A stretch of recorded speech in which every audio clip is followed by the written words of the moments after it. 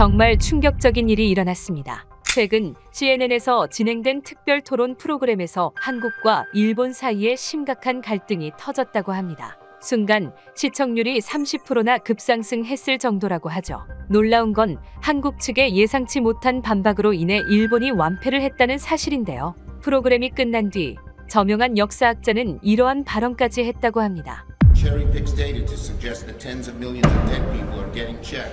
대체 무슨 일이 있었던 걸까요?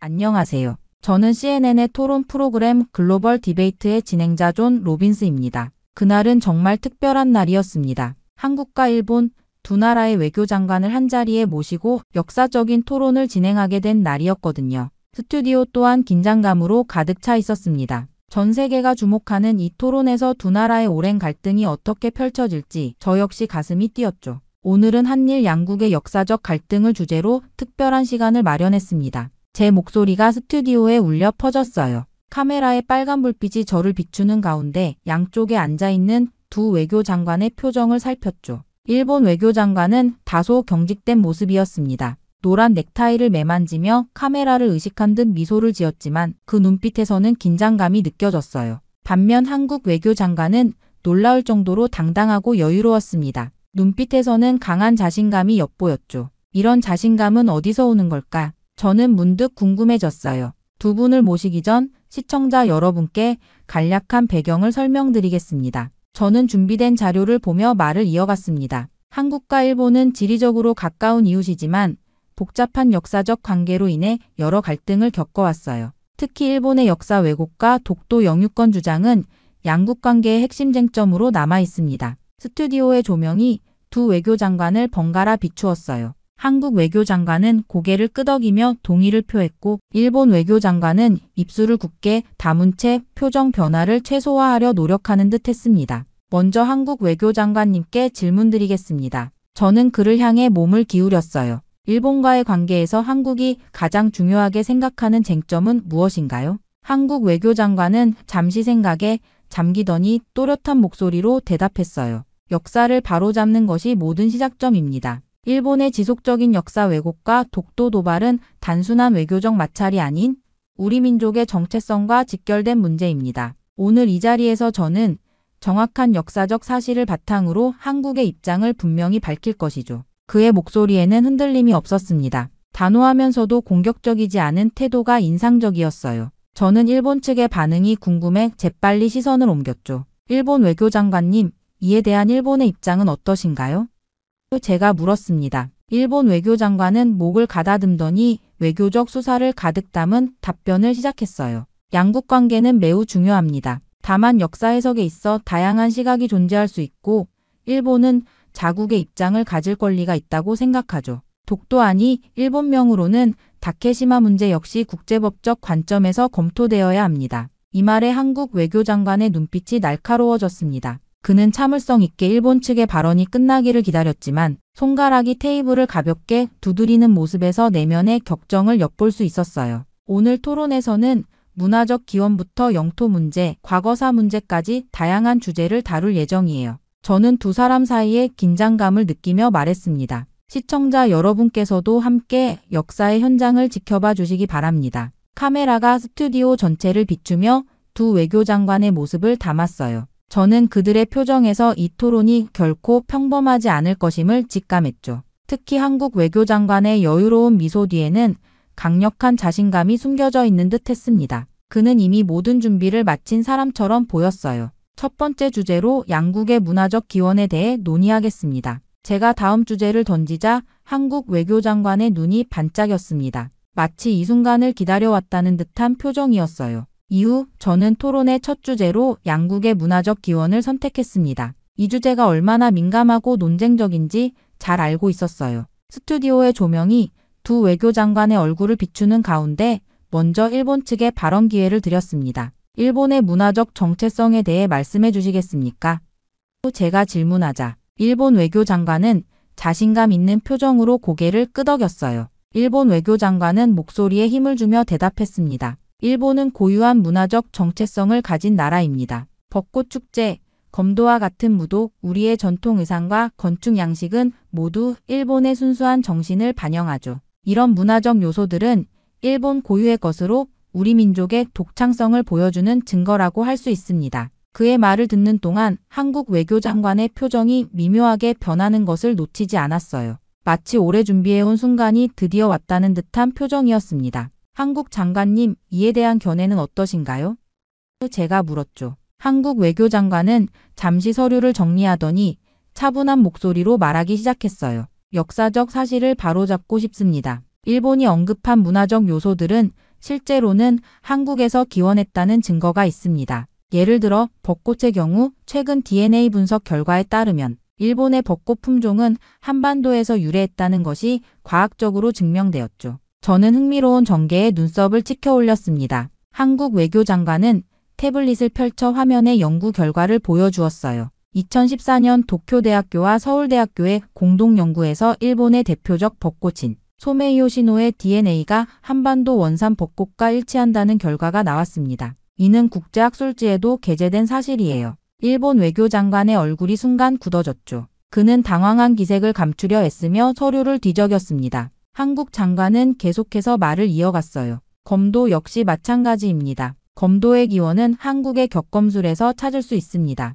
조선시대 무에도 보통지에 기록된 검술 기법이 일본으로 전해진 것이죠. 이것은 역사적 문헌을 통해 확인할 수 있는 사실입니다. 그는 각 주장마다 구체적인 역사적 자료와 과학적 증거를 제시했어요. 화면에는 고문서, 유물사진, 학술 연구 결과가 차례로 등장했습니다. 이런 말씀을 드리는 이유는 문화의 우월성을 주장하기 위함이 아닙니다. 역사적 사실을 바탕으로 정확한 문화적 교류의 역사를 인정하는 것이 중요하다고 생각하기 때문이죠. 한국 외교장관의 말에는 확신이 넘쳤어요. 저는 놀라움을 감추지 못하고 일본 측을 바라보았습니다. 일본 장관님, 이에 대한 반론이 있으신가요? 일본 외교장관은 잠시 당황한 기색이 역력했어요. 그는 목을 가다듬더니 문화적 기원에 대한 해석은 다양할 수 있습니다. 일부 학설이 있다고 해서 그것이 전체 역사를 대변하는 것은 아니죠. 라고 말했지만 구체적인 반박 증거를 제시하지는 못했습니다. 저는 더 깊이 파고들었어요. 장관님, 한국 측이 제시한 과학적 증거와 역사적 자료에 대해 구체적인 반론이 있으신가요? 일본 외교장관은 불편한 표정으로 자리에서 몸을 움직였습니다. 그런 연구 결과들은 더 검증이 필요하다고 생각합니다. 문화적 정체성은 단순한 DNA나 몇몇 문헌만으로 판단할 수 없는 복잡한 문제죠. 한국 외교장관은 미소를 지으며 고개를 끄덕였어요. 맞습니다. 문화는 복잡합니다. 하지만 역사적 사실은 인정되어야 한다고 생각합니다. 이것은 문화의 우열을 가리는 문제가 아니라 역사적 진실을 바로잡는 일이죠. 저는 이 흥미로운 대화에 완전히 몰입했어요. 한국 외교장관의 명확한 증거 제시와 논리적인 접근 방식이 인상적이었습니다. 그가 제시한 자료들은 감정적 주장이 아닌 객관적 사실에 기반한 것이었죠. 그렇게 저희는 영토 문제로 넘어갔습니다. 독도 문제는 한일 관계에서 가장 예민한 사안 중 하나이기 때문이에요. 저는 이 주제를 어떻게 다루어야 할지 신중하게 생각했습니다. 이제 양국 간의 영토 분쟁, 특히 한국에서는 독도, 일본에서는 다케시마라 불리는 섬에 대해 논의해 보겠습니다. 제가 말을 꺼내자마자 스튜디오의 공기가 팽팽해졌어요.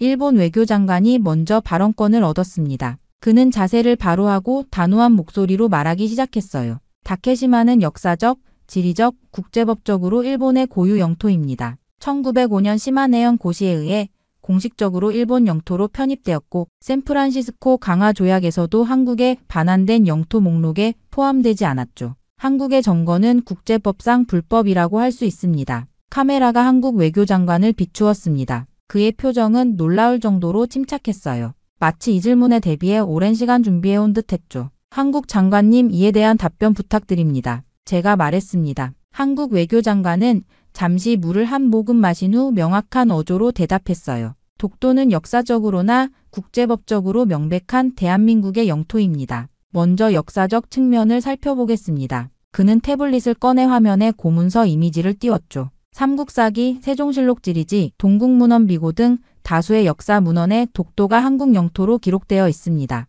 특히 1696년 일본 에도 막부가 울릉도와 독도가 조선 영토임을 인정한 공식 문서가 있습니다. 이는 일본 스스로가 인정한 역사적 증거이죠. 일본 외교장관의 표정이 미세하게 굳어졌어요. 한국 장관은 이어서 다른 자료를 보여주었습니다. 1905년 일본의 독도 편입 주장은 당시 일제의 한반도 침략 과정에서 이루어진 불법적 행위입니다. 더욱 중요한 것은 샌프란시스코 조약 이전인 1946년 연합국 최고사령부 훈령 677호에서 독도를 일본에서 분리된 지역으로 명시했다는 사실이에요. 저는 깊은 인상을 받았습니다. 한국 장관의 설명은 철저한 사료와 국제법적 근거에 기반하고 있었죠. 국제법적 측면에서 더 말씀해 주실 수 있을까요?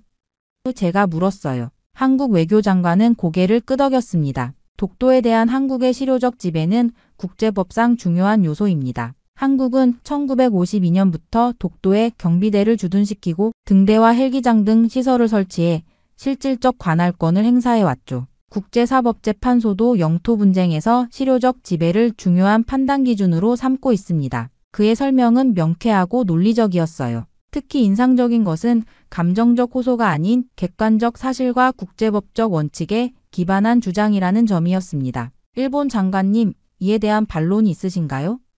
제가 물었죠. 일본 외교장관은 다소 불편한 듯 자세를 고쳤습니다. 우리는 여전히 다케시마가 일본 영토라는 입장을 고수합니다. 하지만 그는 말을 이어가려 했지만 한국 측이 제시한 구체적인 역사적 증거와 국제법적 논리에 대응할 명확한 반박을 찾지 못하는 듯 했어요. 저는 이 시점에서 논점을 정리했습니다. 지금까지의 논의를 정리해보면 독도 문제는 단순한 주장의 대립이 아니라 역사적 증거와 국제법적 원칙에 기반한 판단이 필요한 사안인 것 같습니다. 한국 측은 구체적인 역사 문헌과 국제법적 근거를 제시했고 이에 대한 일본 측의 구체적인 반론은 다소 제한적이었다고 볼 수 있겠네요. 이 말에 일본 외교장관은 더 이상의 반박을 하지 못했어요. 스튜디오의 조명 아래 한국 외교장관의 자신감 넘치는 미소가 빛났습니다. 독도가 한국 영토라는 주장이 국제적 기준에서도 얼마나 견고한지 모두가 목격한 순간이었죠. 그렇게 독도 문제에 이어 토론은 더욱 무거운 주제로 향했습니다.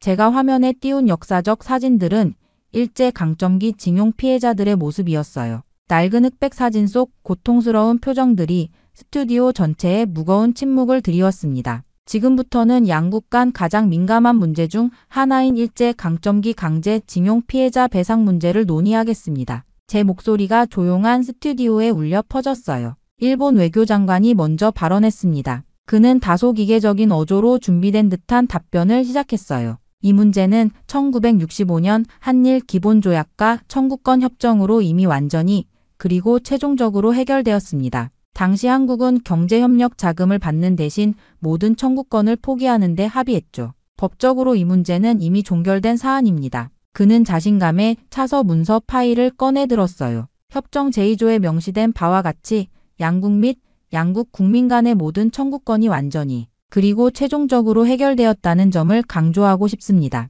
카메라가 한국 외교장관으로 전환되었습니다. 그의 눈빛은 침착했지만 그 안에 담긴 확고한 신념이 느껴졌어요. 존 로빈스 진행자님, 그리고 세계의 시청자 여러분, 한국 외교장관이 조용하지만 단호한 목소리로 말했습니다. 이 문제는 단순한 법적 해석의 차이가 아닌 인간의 존엄과 역사적 정의에 관한 것입니다. 그는 잠시 숨을 고르더니 계속했어요. 1965년 협정은 국가 간 외교적 차원의 합의였습니다. 하지만 개인의 인권 침해에 대한 배상 청구권은 그것과는 별개의 문제죠. 2018년 한국 대법원 판결은 이 점을 명확히 했습니다. 일본 기업들이 강제로 동원한 노동자들에 대한 개인적 배상 책임은 여전히 유효하다고 판단한 것이에요. 일본 외교장관이 표정을 찌푸렸지만 한국 장관은 법률, 문서와 국제인권법 자료를 하나씩 제시하며 논리를 이어갔습니다. 현대 국제인권법의 관점에서 전쟁 범죄와 반인도적 범죄에 대한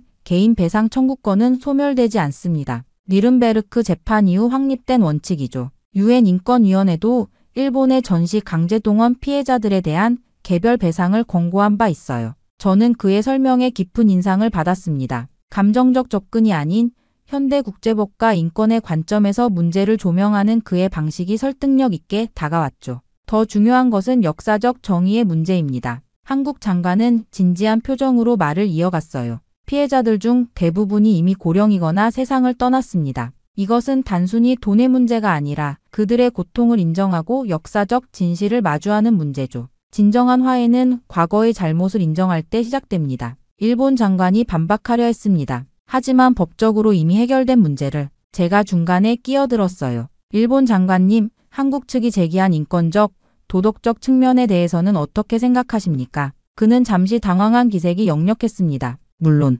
인도적 측면은 중요합니다. 하지만 국가 간 합의는 존중되어야 하죠. 저는 두 입장을 모두 듣고 정리했어요. 이 문제는 법적 해석과 도덕적 책임 사이의 균형을 어떻게 찾을 것인가의 문제로 보입니다. 한국은 개인의 존엄과 역사적 정의에 중점을 두고 있고 일본은 국가 간 합의의 법적 효력을 강조하고 있군요. 그런 후 제가 덧붙였습니다. 하지만 현대 국제사회에서 인권의 가치가 점점 더 중요해지는 추세를 고려할 때 한국 측의 주장이 설득력을 얻고 있는 것도 사실입니다. 역사적 정의와 개인의 권리 측면에서 볼 때 이 문제는 단순한 법적 종결로 치부하기 어려운 측면이 있다고 하겠네요. 이 발언에 스튜디오에 잠시 침묵이 흘렀어요. 한국 외교장관의 얼굴에는 작은 미소가, 일본 외교장관의 얼굴에는 복잡한 표정이 스쳤습니다. 그렇게 징용공 문제에 관한 토론이 마무리되자 저는 준비해둔 다음 주제로 넘어갔습니다. 방송 전 리서치팀이 준비한 자료들이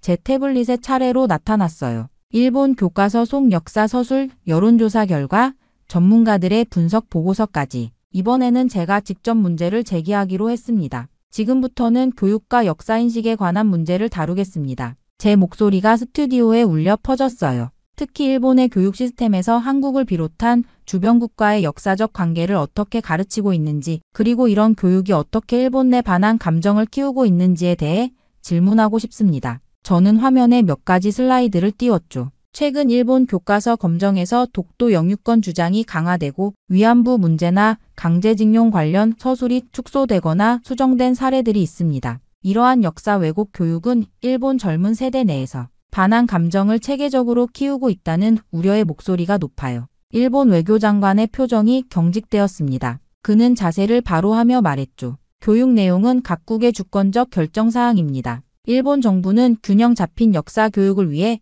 노력하고 있으며 교과서 검정 과정은 철저하고 공정하게 이루어지고 있어요. 저는 그의 답변이 핵심을 회피한다고 느꼈습니다. 하지만 장관님, 구체적인 사례를 살펴보면 문제가 있어 보입니다. 제가 화면에 최근 승인된 일본 교과서의 독도 관련 서술을 보여주었어요. 이 교과서는 독도를 일본 고유의 영토라고 단정적으로 서술하고 있습니다. 이는 앞서 우리가 논의했던 역사적, 국제법적 증거들과 상충되지 않나요? 일본 외교장관은 목을 가다듬었죠. 그것은 우리의 공식 입장을 반영한 것입니다. 교육은. 제가 다시 질문을 이어갔어요. 일본 학생들을 대상으로 한 최근 조사에 따르면 젊은 세대의 한국에 대한 반감이 점점 강해지고 있다고 합니다. 교과서에서 한국을 부정적으로 묘사하고 역사적 사실을 왜곡하는 이런 교육 방식이 반한 감정을 키우고 양국 간 미래관계에 심각한 영향을 미칠 것이라고 보지 않으신가요? 일본 외교장관의 표정이 더욱 불편해졌습니다.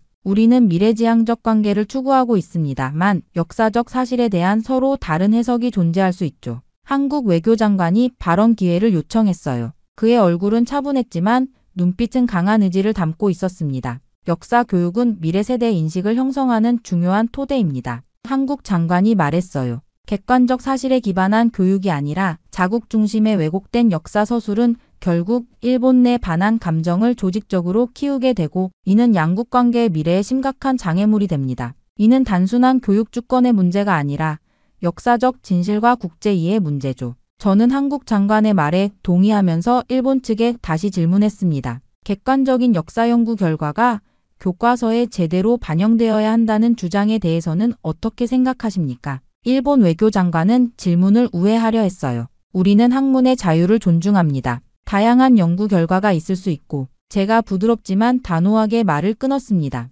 장관님, 제가 여기서 강조하고 싶은 것은 일본의 현재 역사 교육이 반한 감정을 키우는 도구가 되고 있다는 점입니다. 교육은 갈등의 씨앗이 아닌 화해와 상호 이해의 바탕이 되어야 합니다. 최근 국제교육 전문가들은 갈등 지역에서의 화해를 위한 역사 교육의 중요성을 강조하고 있어요. 일본은 이러한 글로벌 트렌드에 어떻게 대응하고 계신가요? 일본 외교장관이 답변을 머뭇거리는 동안 저는 계속해서 말했습니다. 실제로 유럽에서는 제2차 세계대전 이후 독일과 주변국들이 공동 역사, 교과서 개발 등을 통해 과거사 갈등을 극복한 사례가 있죠. 동아시아에서도 이런 접근이 가능하다고 보십니까? 일본 외교장관은 이러한 직접적인 질문들 앞에서 명확한 답변을 회피했어요. 각 지역의 역사적 맥락은 다릅니다. 우리는 우리의 방식으로. 저는 그의 답변이 충분치 않다고 느꼈습니다. 카메라를 향해 정리하듯 말했죠. 오늘 토론을 통해 일본의 역사 교육이 반한 감정을 체계적으로 키우고 있으며 이는 단순히 국내 문제가 아닌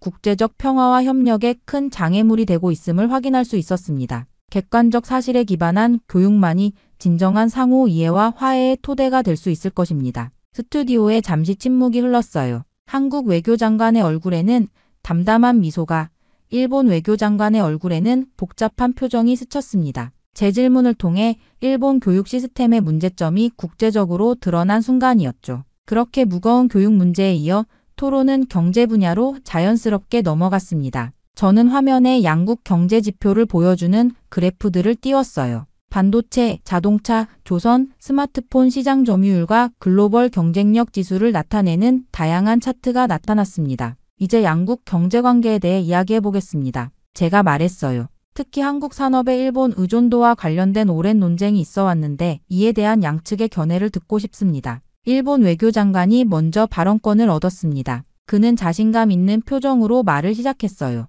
한일 경제관계에서 주목해야 할 점은 핵심 산업, 소재와 부품 분야에서 한국이 여전히 일본에 의존하고 있다는 사실입니다. 특히 반도체 제조에 필수적인 고순도 불화수소, 포토레지스트, 플루오린 폴리이미드 같은 첨단 소재는 일본이 세계 시장을 주도하고 있죠. 그는 준비해온 자료를 화면에 띄웠습니다. 2019년 무역 분쟁 당시 일본의 수출 규제로 한국 기업들이 얼마나 큰 타격을 받았는지를 보면 한국 산업의 일본 의존성을 명확히 알 수 있습니다. 세계적인 기업들이 있다고는 하지만 그 기업들의 공급망은 여전히 일본 기술에 크게 의존하고 있다고 볼 수 있어요. 저는 한국 외교장관의 표정이 오히려 더 편안해지는 것을 발견했습니다. 그는 마치 이 질문을 기다려왔다는 듯한 여유로운 미소를 지었어요. 한국 장관님, 일본 측의 이러한 주장에 대해 어떻게 생각하십니까?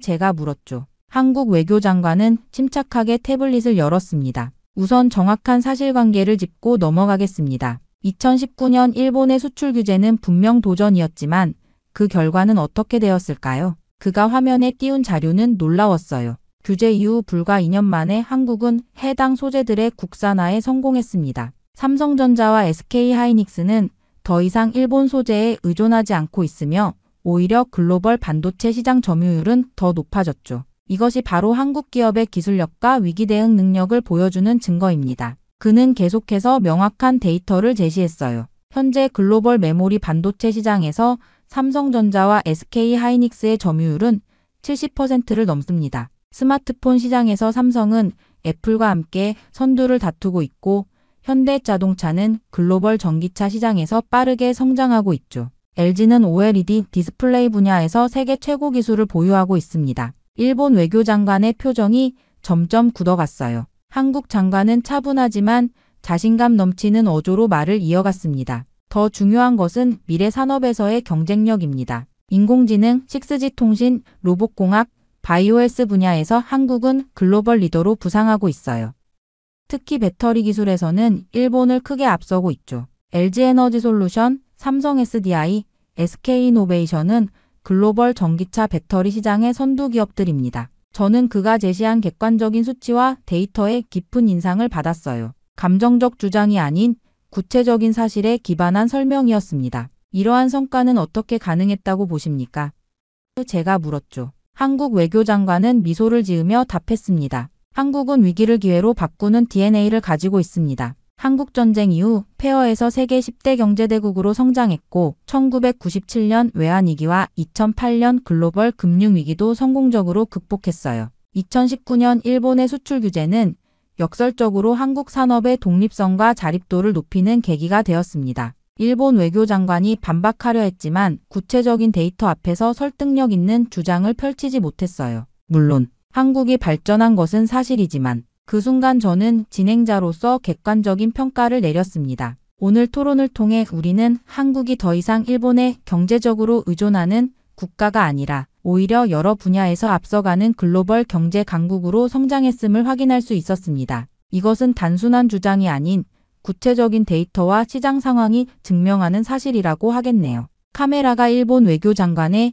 당혹스러운 표정을 잡아냈어요. 경제자립 강국으로서 한국의 위상이 전 세계에 명확히 드러난 순간이었습니다. 그렇게 경제 토론이 끝나고 저는 마지막 주제로 양국의 역사적 정체성에 관한 질문을 준비했습니다. 이번에는 일본 외교장관이 먼저 발언하도록 기회를 드렸어요. 일본은 천황을 중심으로 한 세계에서 가장 오래된 왕조를 가진 나라입니다. 일본 외교장관이 자신감 있게 말했습니다. 126대에 걸친 천황의 역사는 일본의 자부심이며 우리는 세계에서 가장 오래된 지속적인 국가 체제를 유지하고 있죠. 이러한 역사적 연속성이 일본 고유의 문화와 정신을 형성했습니다. 저는 일본 장관의 주장에 대한 한국 측의 반응이 궁금했어요. 한국 장관님, 일본의 이러한 역사적 주장에 대해 한국의 입장은 어떠신가요? 한국 외교장관의 얼굴에 미소가 번졌습니다. 그는 여유롭게 자리를 바로 하더니 깊이 있는 목소리로 말하기 시작했어요. 한민족의 역사는 단군 조선으로부터 시작됩니다.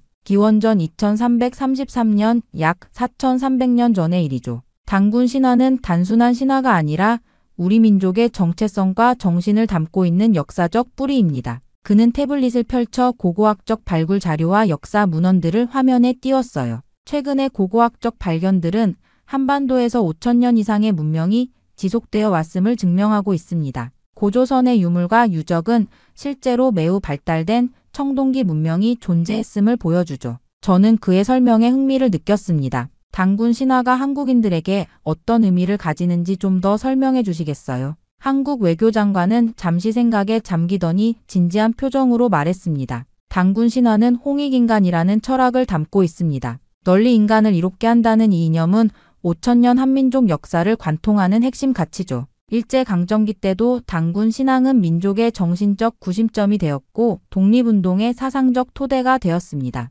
그는 한국의 역사 속에서 면면이 이어져 온 민족 정신을 설명했어요. 삼국시대 고려, 조선을 거쳐 현대 대한민국에 이르기까지 우리 민족은 수많은 외세의 침략에도 언어와 문화, 정신적 가치를 지켜왔습니다. 한글이라는 독창적인 문자 체계를 만들고 세계 최초의 금속 활자와 거북선 같은 혁신을 이룩했죠. 이런 창조성과 회복력이 바로 단군으로부터 이어져 온 민족 정신의 표현입니다. 일본 외교장관은 불편한 기색이 역력했어요. 그러나 한국 장관의 설명은 역사적 사실과 문화적 맥락을 통합한 설득력 있는 내용이었습니다. 한국의 그런 깊은 역사와 문화적 뿌리에 대해 잘 알지 못했습니다. 제가 솔직히 고백했어요. 단군 신화가 단순한 건국 설화를 넘어 민족 정신의 원천이 된다는 점이 인상적입니다. 한국 외교장관은 겸손하게 고개를 끄덕였습니다. 중요한 것은 과거의 영광을 자랑하려는 것이 아닙니다. 우리 역사에서 배울 수 있는 화합과 평화의 가치를 현대에 되살려 동아시아와 세계 평화에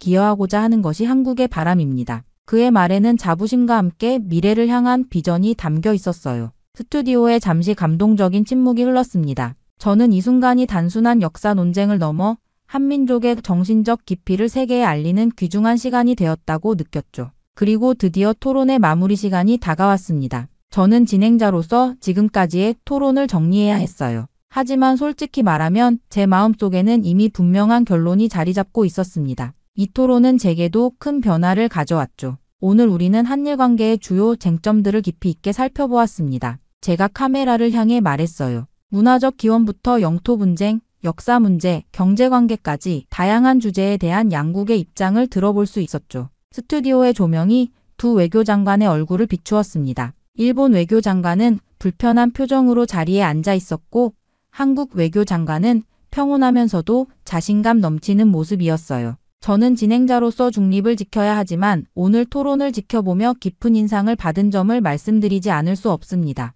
제 목소리는 평소보다 더 진지했죠. 한국 외교장관님께서 보여주신 명확한 역사적 증거와 논리적 접근 방식, 그리고 구체적인 데이터에 기반한 설명은 매우 설득력 있었습니다. 카메라가 한국 외교장관의 얼굴을 클로즈업했어요. 그는 겸손하게 고개를 숙였지만 그의 눈빛에는 승리의 기쁨이 담겨 있었습니다. 특히 인상적이었던 것은 한국 측이 감정적 주장이 아닌 객관적 사실과 증거를 바탕으로 논점을 전개한 방식이었습니다. 제가 계속 말했어요. 저 역시 이 토론을 준비하면서 많은 자료를 검토했지만 오늘 한국 측이 제시한 역사적 자료와 국제법적 근거들은 저에게도 새로운 시각을 제공했다고 말씀드려야겠습니다. 이것은 단순한 외교적 수사가 아니었어요. 저는 실제로 이 토론을 통해 한국에 대한 제 인식이 크게 변화했음을 느꼈습니다. 특히 독도 문제와 강제징용 피해자 배상 문제에서 한국의 입장이 얼마나 견고한 역사적, 법적 기반을 가지고 있는지 깨닫게 되었죠.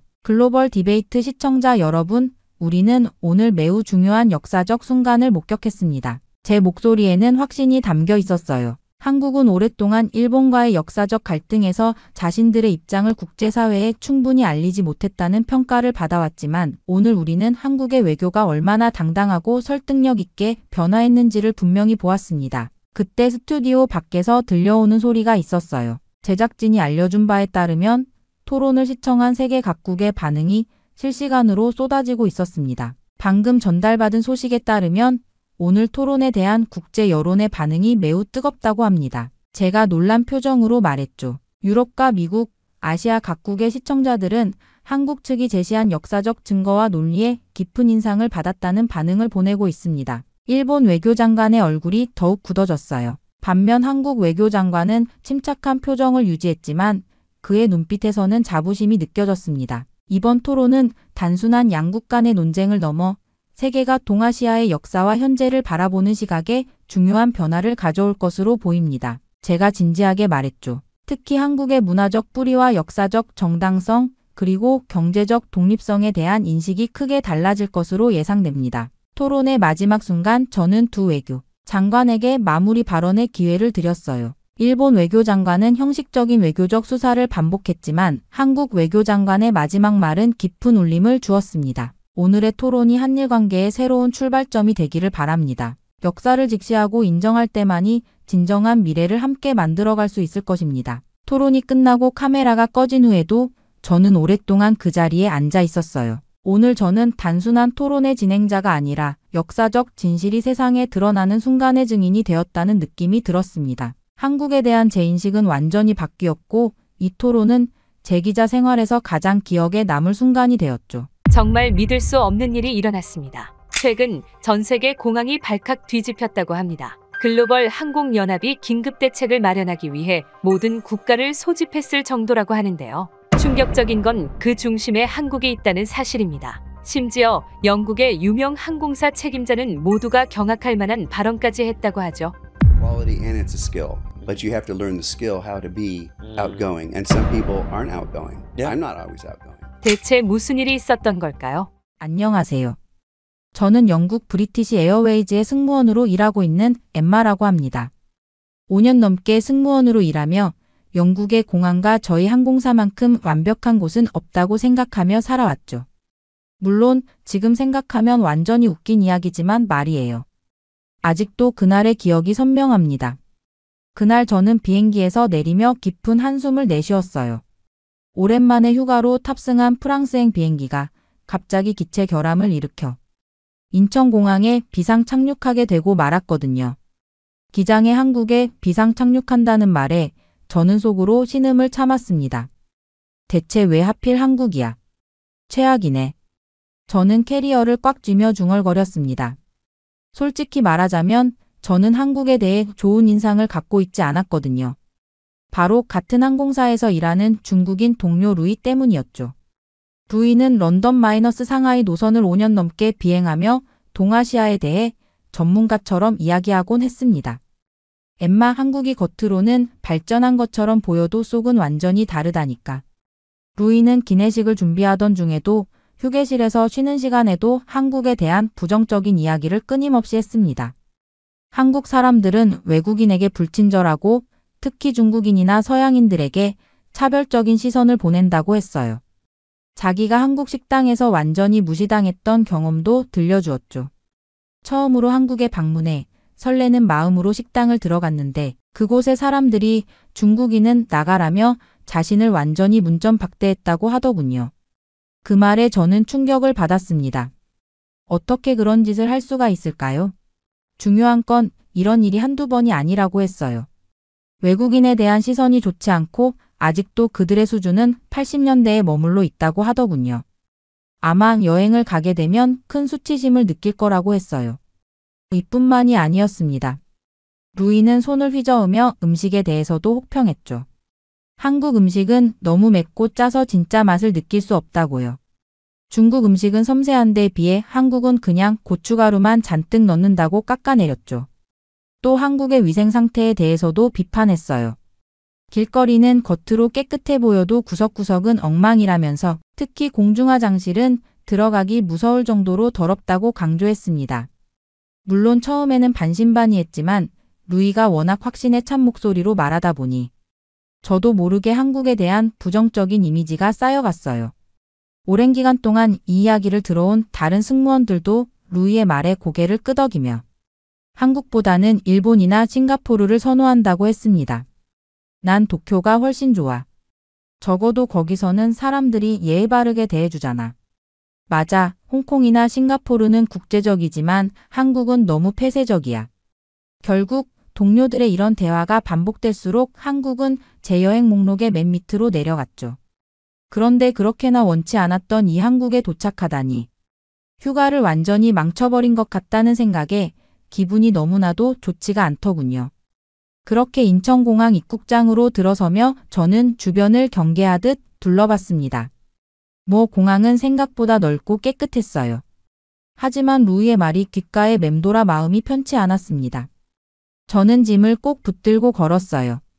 이탈리아 공항에서 소매치기를 당한 경험이 있어서 더 조심스러웠죠. 한국 승객들이 빠른 걸음으로 지나가는 모습을 지켜보았습니다.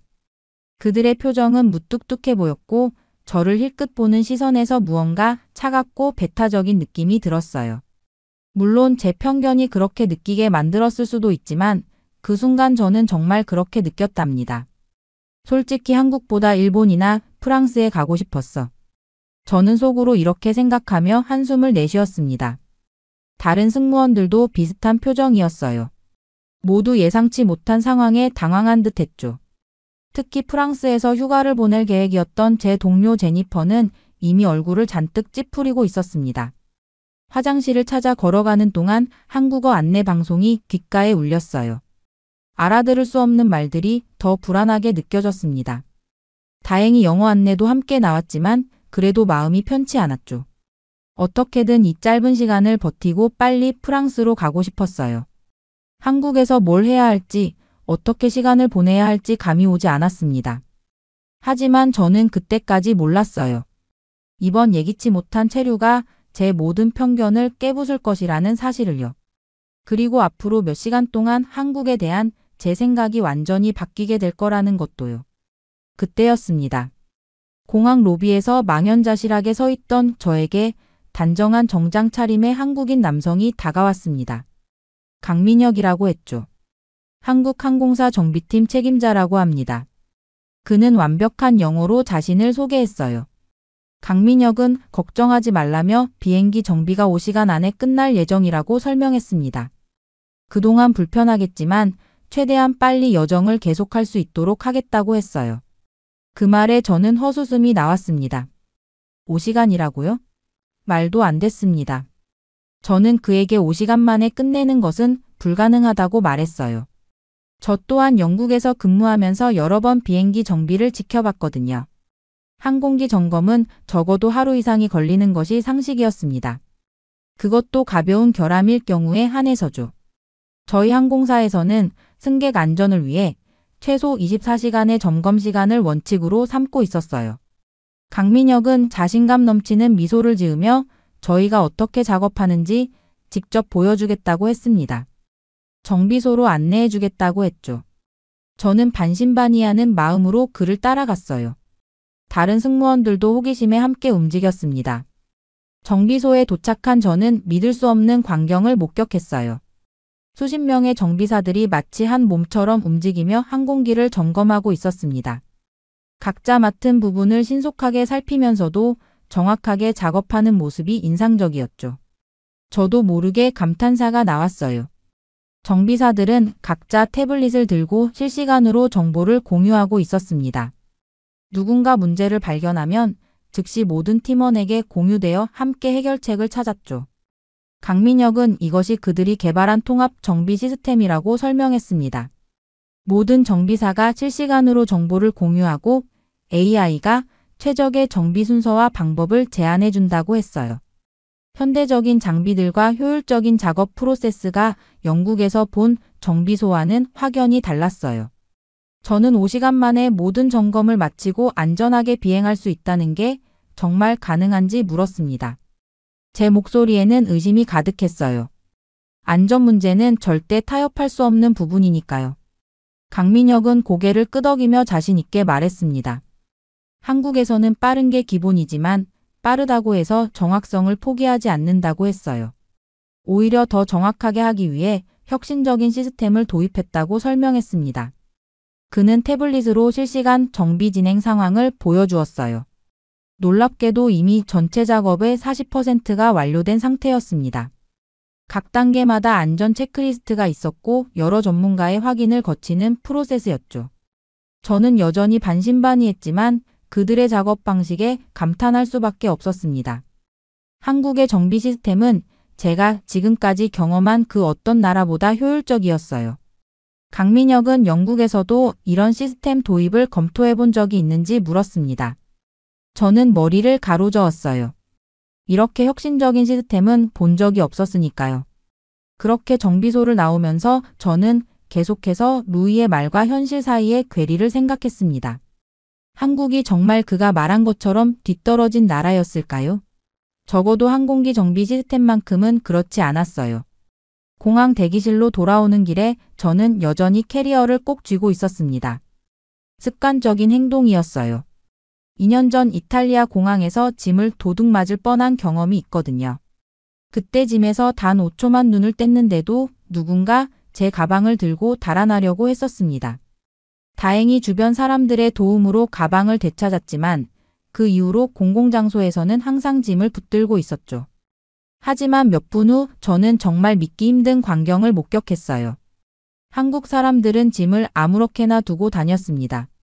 제 앞에 앉아있던 비즈니스맨은 고가의 노트북을 테이블 위에 그대로 둔 채 화장실로 향했어요. 심지어 그의 지갑도 노트북 옆에 놓여 있었습니다. 저 사람 도대체 뭐 하는 거지? 저는 놀라서 주변을 둘러봤습니다. 또 다른 곳에서는 젊은 여성이 브랜드 가방을 의자에 걸어둔 채 친구와 커피를 마시러 갔어요. 노부부는 짐 가방 2개를 그대로 두고 면세점으로 향했습니다. 이건 너무 무신경한 거 아닌가? 저는 긴장하며 제 캐리어를 더 꽉 붙잡았어요. 혹시나 도둑이 나타나면 주변 사람들에게 알려야겠다고 생각했죠. 하지만 시간이 지나도 도난당했다는 사람은 단 한 명도 없었습니다. 오히려 사람들은 너무나 평온한 표정으로 각자의 일상을 즐기고 있었어요. 화장실에 갔던 비즈니스맨이 돌아와 아무 일도 없다는 듯 노트북을 사용하기 시작했습니다. 면세점에 갔던 노부부도 짐이 그대로 있는 것을 확인하고는 별다른 반응 없이 앉았어요. 이게 가능한 일인가? 저는 여전히 의구심을 품고 있었습니다. 런던이나 파리, 로마 같은 도시에서는 상상도 할 수 없는 광경이었으니까요. 짐을 잠시라도 방치했다가는 순식간에 사라질 텐데 말이죠. 그때 정장 차림의 남성이 다시 다가왔습니다. 강민혁 팀장이었어요. 엠마 승무원님, 정비가 예상보다 빠르게 진행되고 있습니다. 그가 내미는 사원증을 다시 확인하며 저는 안도했습니다. 강민혁은 제가 여전히 캐리어를 꽉 붙잡고 있는 모습을 보더니 미소를 지었어요. 여기선 그렇게 짐을 꼭 쥐고 있을 필요 없어요. 한국은 공공장소에서 도난 사고가 거의 일어나지 않습니다.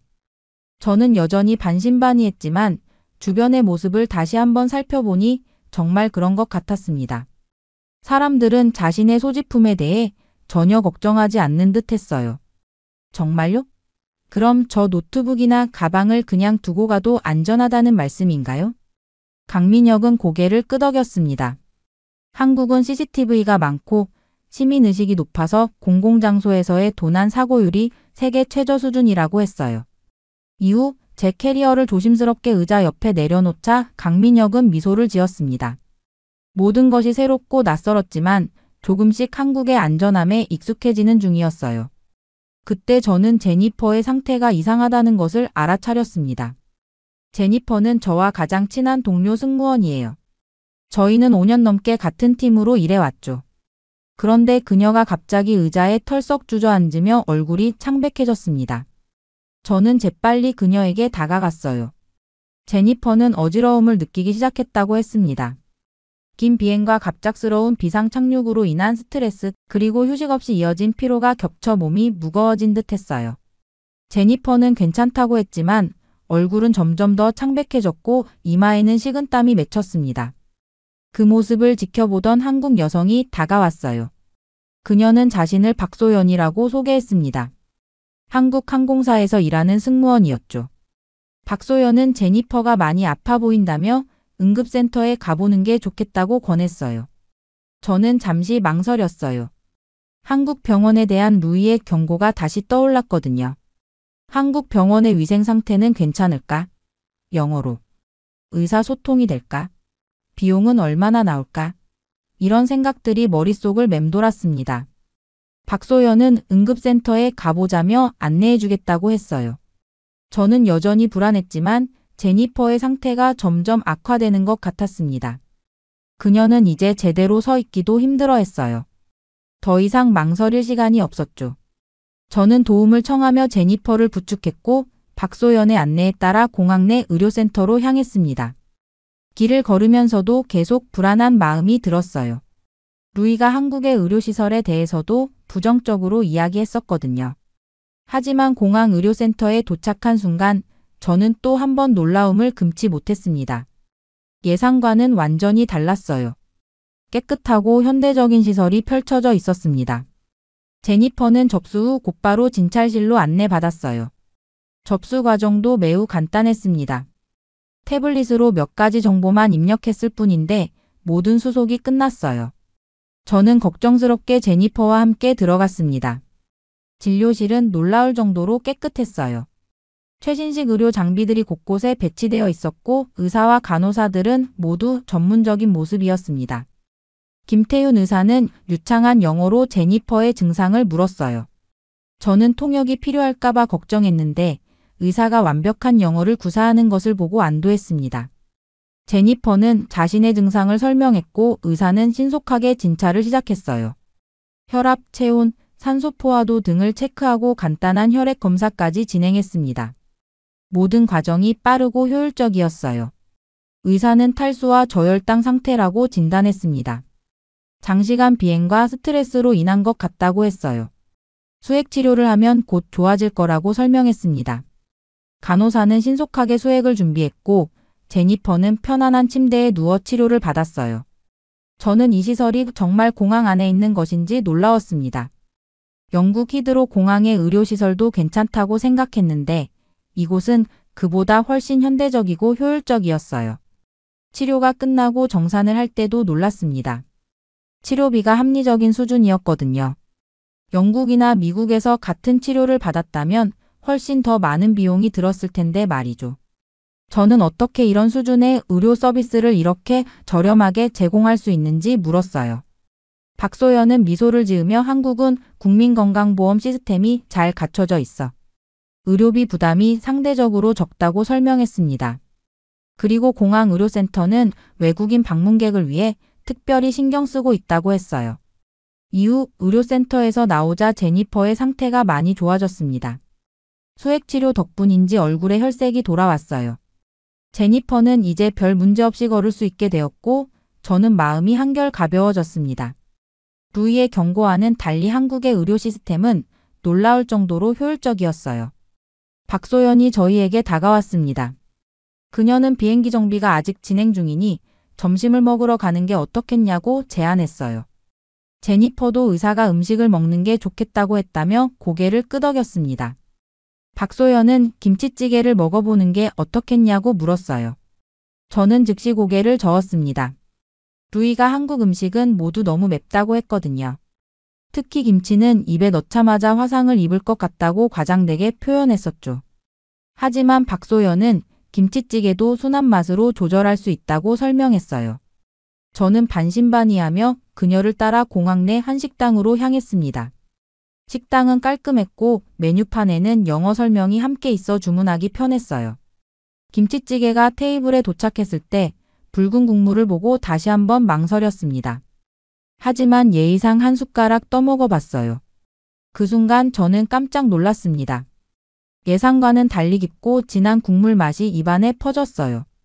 맵기만 한 게 아니라 다양한 맛이 조화롭게 어우러졌습니다. 이게 왜 맛있지? 저는 생각할 겨를도 없이 한 숟가락, 두 숟가락 계속해서 먹었어요. 어느새 제 그릇은 비어가고 있었습니다. 제니퍼도 비슷한 반응이었어요.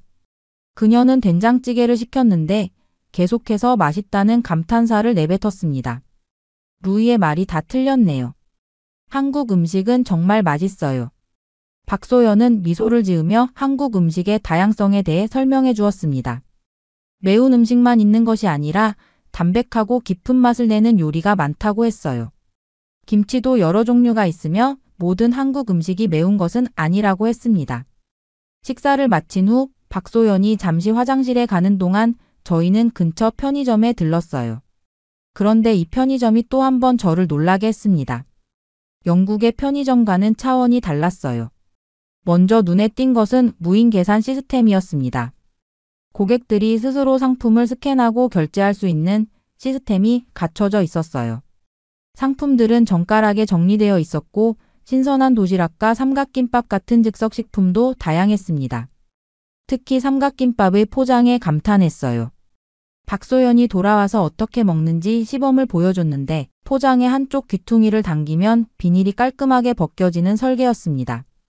김밥을 싸고 있는 김이 습해지지 않도록 김과 밥 사이에 얇은 필름을 넣은 아이디어도 놀라웠어요. 이런 편리한 시스템은 영국에서도 본 적이 없어요. 저는 감탄사를 연발했습니다. 디자인, 실용성, 위생까지 모든 면에서 완벽했어요.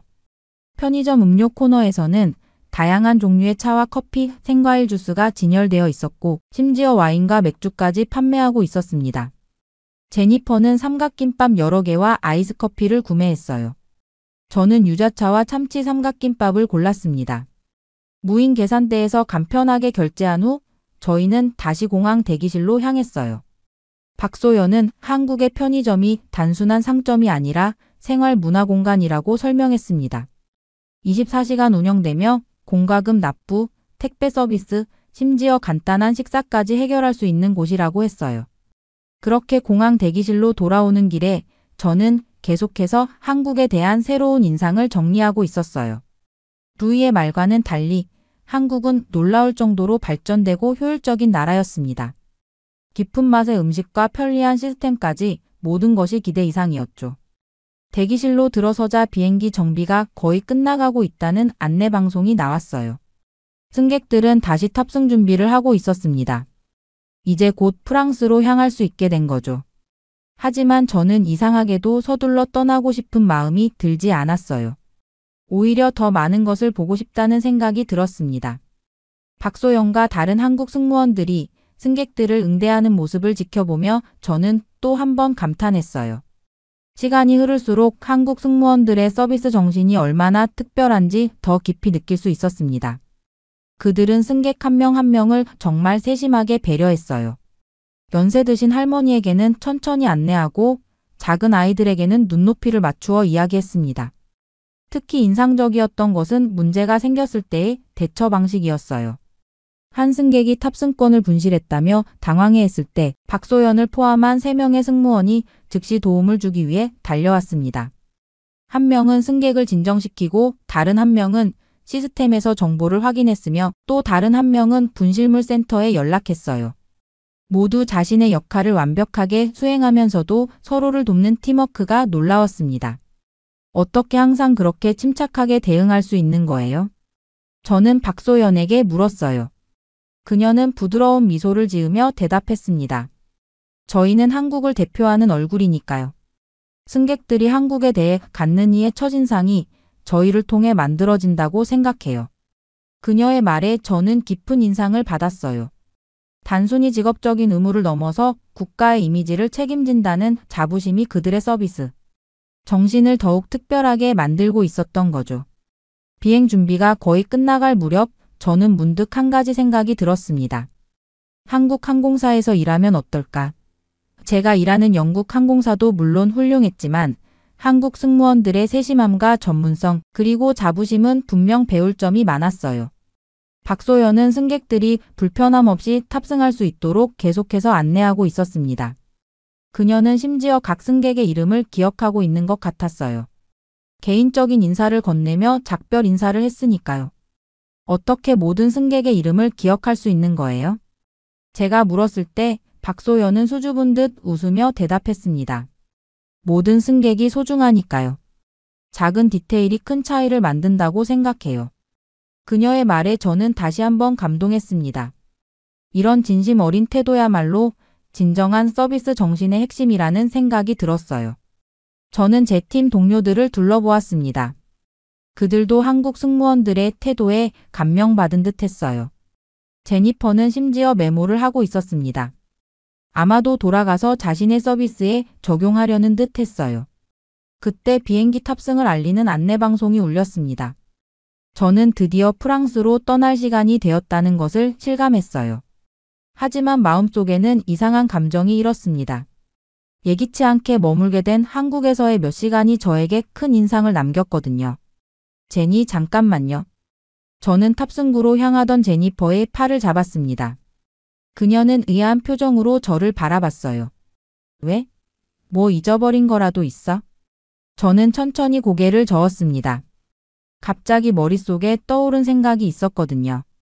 처음엔 프랑스를 기대했지만 이제는 한국이 더 궁금해졌습니다. 몇 시간 동안 경험한 한국의 모습은 제가 상상했던 것과 너무나도 달랐어요. 효율적인 항공기 정비 시스템, 안전한 공공장소, 최첨단 의료시설, 맛있는 음식과 편리한 편의점, 그리고 무엇보다 정성 어린 서비스 정신까지. 한국은 제가 루이에게 들었던 것과는 완전히 다른 나라였습니다. 제가 프랑스 여행을 취소하려고 해요. 제니퍼는 깜짝 놀란 표정을 지었습니다. 뭐라고? 파리에서의 휴가를 기대했잖아. 왜 갑자기? 한국에 더 머물러 보고 싶어요. 몇 시간 동안 경험한 것만으로도 이렇게 놀라웠는데 실제로 여행을 한다면 얼마나 더 많은 것을 발견할 수 있을지 궁금해요. 제니퍼는 잠시 당황했지만 곧 이해한다는 듯 미소를 지었습니다. 저는 결국 프랑스 여행을 취소하고 한국에서 휴가를 보내기로 결정했어요. 프랑스는 언제든 갈 수 있지만 지금 이 순간 한국에 대한 호기심이 더 컸으니까요. 항공사에 연락해 휴가 일정을 변경했습니다. 다행히 저희 항공사는 직원들의 일정 변경에 유연했어요. 박소연에게 이 소식을 전했을 때 그녀는 정말 기뻐했습니다. 한국의 여러 관광지와 맛집을 추천해주겠다고 했죠. 정말 좋은 결정을 하셨어요. 한국은 볼거리가 정말 많거든요. 서울의 현대적인 모습부터 고궁의 전통미까지 다양한 매력이 있어요. 박소연의 설명을 들으며 저는 제 결정이 옳았다는 확신이 들었습니다. 떠나기 전에 강민혁 팀장에게도 인사를 나누었어요. 그는 제 결정에 놀라면서도 진심으로 축하해 주었습니다. 한국에서 좋은 시간 보내세요. 짧은 시간이었지만 엠마 씨 덕분에 저도 많이 배웠습니다. 비행기에 탑승한 제니퍼와 다른 동료들은 창문으로 저에게 손을 흔들었어요. 저는 그들에게 웃으며 손을 흔들어 주었습니다. 그들이 탄 비행기가 하늘로 날아오르는 것을 지켜보며 저는 이제 새로운 모험이 시작된다는 설렘을 느꼈어요. 공항을 나서기 전 저는 마음속으로 루이에게 말했습니다. 한국은 내가 상상했던 것보다 훨씬 선진국이야. 내가 말한 모든 것이 잘못됐어. 저는 이제 확신할 수 있었어요. 한국은 제가 들었던 것과는 완전히 다른 나라였습니다. 현대적이고 효율적이며 안전하고 무엇보다 따뜻한 정이 넘치는 곳이었죠. 박소영과 함께 공항을 나서며 저는 서울의 스카이라인을 바라봤습니다. 고층 빌딩들이 햇빛에 반짝이는 모습이 아름다웠어요. 이제 앞으로의 며칠 동안 저는 한국의 진짜 모습을 탐험할 준비가 되어 있었습니다. 한국에 대한 제 모든 편견이 완전히 깨져버렸어요. 불친절하다고 생각했던 한국인들은 오히려 따뜻하고 친절했고 맵기만 하다던 음식은 깊은 맛의 정교한 요리였으며 위생 상태가 좋지 않다던 곳은 오히려 깨끗하고 체계적이었습니다. 이제 진짜 한국을 만날 시간이구나. 제 가슴은 설렘으로 가득 찼습니다. 루이의 이야기가 아닌 제 눈으로 직접 한국을 발견할 기회가 생긴 거니까요. 때로는 예상치 못한 일이 가장 특별한 경험을 선물해준다는 것을 깨달았습니다. 비상착륙이라는 불운한 사건이 제 인생에서 가장 행운이 되다니 정말 놀라운 일이었죠. 저는 박소연을 따라 택시에 올랐습니다. 한국에서의 새로운 여정이 시작되고 있었어요.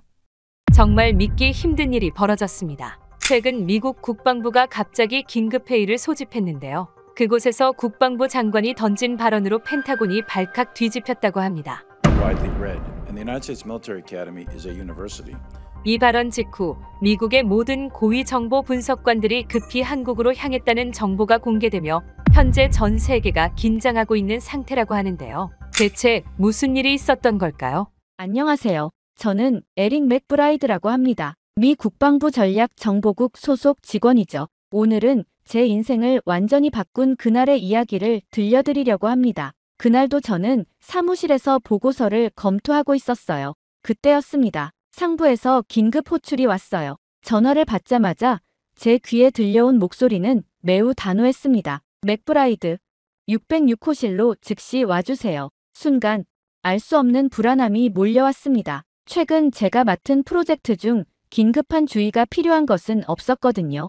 어깨에 느껴지는 긴장감을 무시하며 회의실 문을 열었습니다. 회의실에 들어서자 익숙한 얼굴이 보였습니다. 에반 콜먼, 제 동료이자 전통적인 미국 방위 산업의 강력한 옹호자죠. 그리고 테이블 끝에는 리처드 퀸 장군이 앉아 있었습니다. 장군의 앞에는 붉은색 표지의 문서 한 부가 놓여 있었어요. 앉게, 맥브라이드. 제가 자리에 앉자마자 퀸 장군이 문서를 제 앞으로 밀었습니다. 최고 수준의 기밀 등급이라는 표시가 첫 페이지에 선명했어요. 대한민국 방위산업 성장과 글로벌 영향력 분석. 저는 잠시 당황했습니다. 예상과는 전혀 다른 주제였거든요. 한국이요?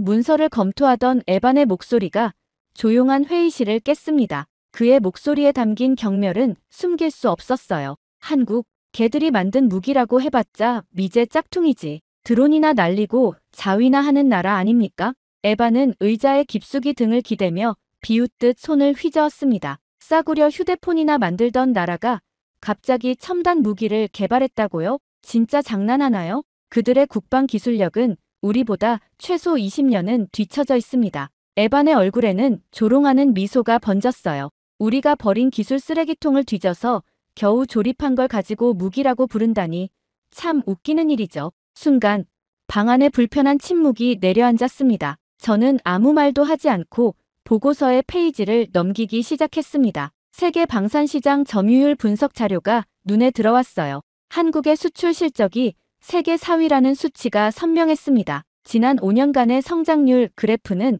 가파른 상승세를 보여주고 있었죠. 다음 페이지에는 유럽과 중동 국가들의 한국산 무기 도입 현황이 상세히 기록되어 있었습니다. 한국 방산기업의 글로벌 계약 체결 소식들이 줄지어 나열되어 있었어요. 수출국 목록이 예상보다 훨씬 길었습니다. 폴란드, 아랍에미리트, 이집트, 사우디아라비아, 심지어 나토 회원국들까지. 심장이 미세하게 빨라지는 것을 느꼈습니다. 이건 단순한 정보 공유가 아니었어요. 무언가 큰 프로젝트가 시작되려 한다는 직감이 들었습니다. 퀸 장군의 묵직한 목소리가 다시 회의실을 채웠습니다. 자네들은 한국에 대해 얼마나 알고 있는가? 질문과 함께 퀸 장군은 자리에서 일어나 창가로 걸어갔어요. 창밖으로는 펜타곤의 넓은 주차장이 보였습니다. 빗방울이 유리창을 타고 내려가며 흐릿한 줄무늬를 만들고 있었죠.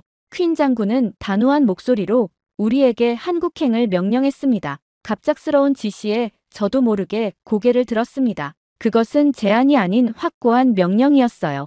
에반은 의자에서 몸을 고추 세우며 당혹감을 감추지 못했습니다. 그의 눈빛에서 불편함이 역력했어요. 그는 왜 우리가 직접 한국에 가야 하는지, 보고서만으로는 충분하지 않은지 의문을 제기했습니다. 퀸 장군은 천천히 고개를 저었습니다. 창밖의 빗방울을 응시하던 시선을 우리에게 돌리며 한국에 가서 실태를 직접 보고 올 것을 지시했죠. 우리가 과연 한국을 제대로 보고 있었는지 확인할 때라는 말도 덧붙였습니다. 저는 침묵을 지키며 보고서의 마지막 페이지를 넘겼습니다. 한국의 방산 수출 증가 추세와 신무기 개발 현황이 담긴 그래프가 눈에 들어왔습니다. 숫자들이 말해주는 현실이 분명했어요. 우리가 알고 있던 한국과 실제 한국 사이에는 상당한 간극이 있었습니다. 에반은 격양된 목소리로 반발했습니다. 한국은 미국과 중국에 복제하는 것 이상을 해본 적이 없으며 그들의 방산 기술은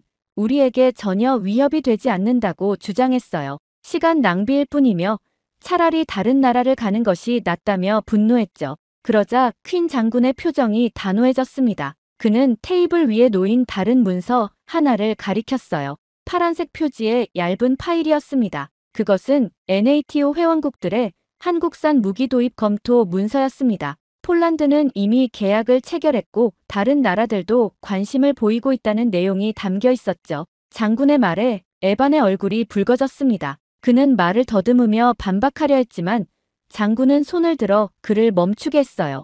퀸 장군은 우리에게 내일 아침 비행기로 떠날 것을 지시했습니다. 일주일간의 일정이 잡혀 있으며 한국 방위산업 핵심 시설을 둘러보고 실제 성능 시험에도 참관하게 될 것이라고 설명했어요. 퀸 장군의 말이 끝나자 회의실에는 다시 침묵만이 남았습니다. 에바는 여전히 불편한 표정으로 자리에 앉아 있었죠. 반면 저는 조용히 보고서를 접고 메모장을 꺼냈습니다. 머릿속에서는 이미 한국에서 확인해야 할 사항들을 정리하고 있었어요. 회의가 끝나고 사무실로 돌아오는 길, 에반이 제 옆에서 계속 투덜거렸습니다. 그는 우리가 한국 무기를 보러 가는 것이 시간 낭비라며 불만을 토로했어요. 한국이 가진 모든 것은 우리 기술의 모방품일 뿐이라는 주장도 이어갔습니다. 저는 대답 없이 제 책상으로 향했습니다. 노트북을 켜고 한국행 비행기 시간을 확인했어요. 내일 오전 10시 인천행 직항편. 이미 2장의 티켓이 예약되어 있었습니다. 에바는 계속해서 불평을 늘어놓았지만 저는 이미 짐을 싸기 위한 체크리스트를 작성하고 있었습니다. 무언가 중요한 변화가 시작되고 있다는 직감이 들었어요. 미국과 한국의 관계, 그리고 전 세계 방위산업의 지형도가 바뀌려는 순간을 목격하게 될 것 같았습니다. 그날 밤 호텔방으로 돌아온 저는 노트북을 펼쳤습니다. 시계는 이미 밤 11시를 가리키고 있었죠. 창밖으로는 워싱턴의 밤 풍경이 빛나고 있었어요. 내일이면 태평양을 건너 한국으로 향하게 됩니다. 출발 전 알아두어야 할 것들이 있었습니다. 검색창에 BIHO2를 입력했습니다. 비궁, 한국의 첨단 대공무기 체계라는 정보가 화면에 나타났어요. 여러 기사와 분석 자료가 검색됐습니다. 비궁은 단순한 대공포가 아닌 복합 방공 시스템이었죠. 레이더로 적 항공기와 드론을 탐지하고 미사일과 기관포로 요격하는 기능을 갖추고 있었습니다. 성능 지표도 예상을 뛰어넘는 수준이었어요. 다음으로 SLBM을 검색했습니다. 잠수함 발사 탄도미사일, 핵 억제력의 핵심 요소죠. 한국이 이 기술을 보유했다는 사실이 믿기지 않았습니다. 관련 자료들을 살펴보니 한국은 이미 SLBM 발사 시험에 성공했고 작전 배치를 준비 중이라는 내용이 나왔어요. 테스트 영상을 보며 숨이 멎는 듯 했습니다. 바닷속에서 솟아오른 미사일이 대기권을 뚫고 날아가는 모습이 선명했습니다. 마지막으로 천무를 검색했습니다. 다연장 로켓 시스템, 수십 킬로미터 떨어진 적 진지를 정밀 타격할 수 있는 무기였죠. 다양한 구경의 로켓을 연속 발사하는 영상을 보며 이 무기의 파괴력을 실감했습니다.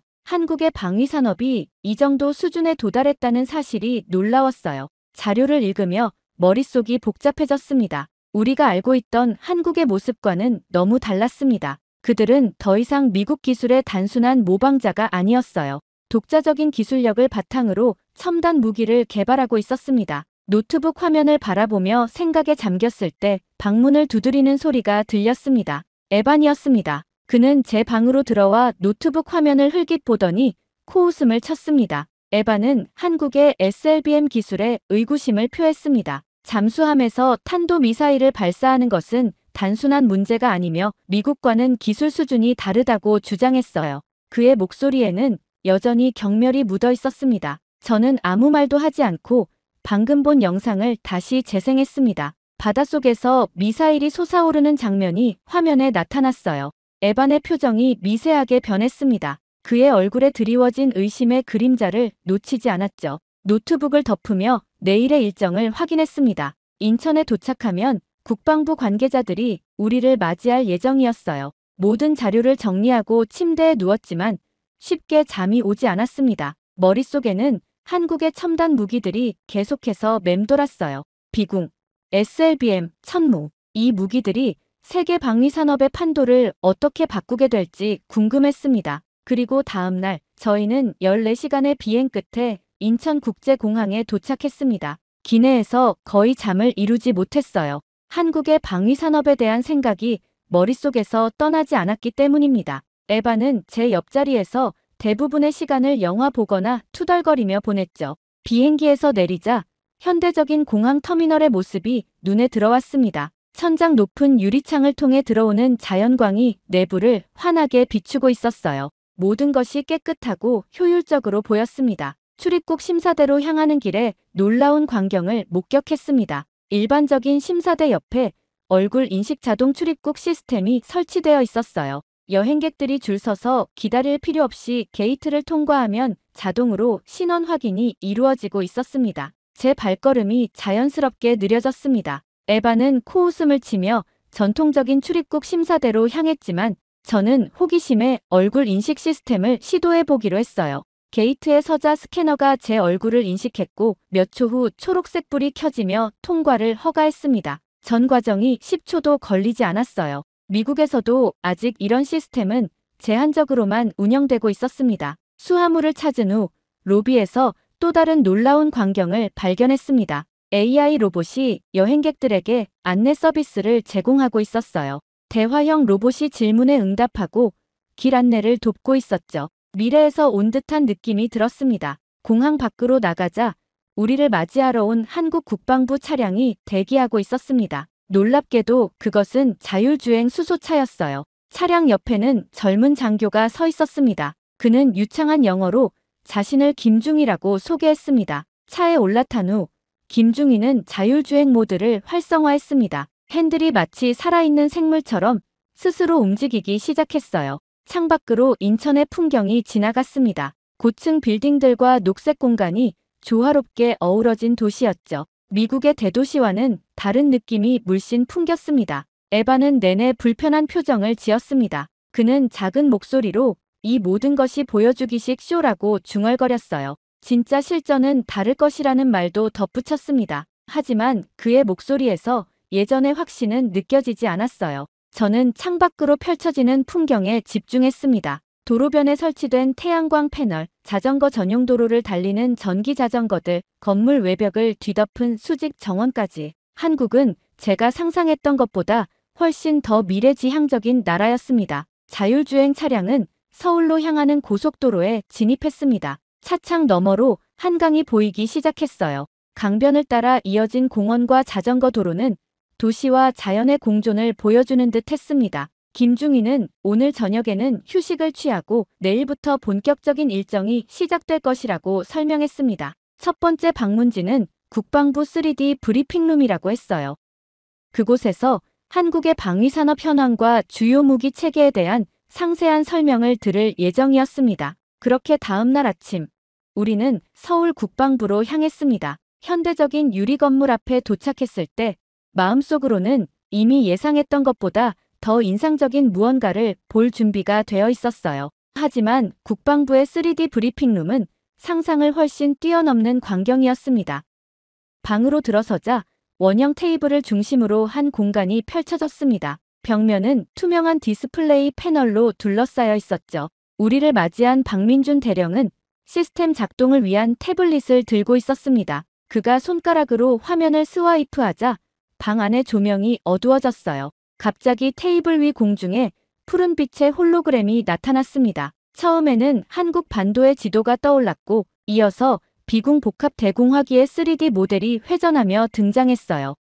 마치 실제 무기가 공중에 떠 있는 듯한 착각이 들었습니다. 홀로그램은 비궁의 내부 구조까지 세밀하게 보여주었습니다. 레이더 시스템, 미사일 발사대, 기관포까지 모든 부분이 분해되어 설명되었어요. 박 대령은 비궁이 드론과 헬기를 실시간으로 추적하고 정밀 유도 미사일로 요격하는 시스템이라고 설명했습니다. 홀로그램 위에 시뮬레이션 영상이 나타났습니다. 비궁이 적 드론 무리를 감지하고 각각을 정확히 타겟팅하여 요격하는 장면이었어요. 그 정확도와 속도는 놀라웠습니다. 시뮬레이션에 따르면 비궁은 다중 표적에 대한 동시 요격 능력을 갖추고 있었죠. 다음으로 천무 다연장 로켓 시스템이 홀로그램으로 등장했습니다. 트럭에 탑재된 발사대가 전개되는 모습이 공중에 입체적으로 펼쳐졌어요. 박 대령은 천무가 다양한 구경의 로켓을 발사할 수 있으며 적의 지상 거점을 정밀 타격할 수 있다고 설명했습니다. 작전 영상이 재생되었습니다.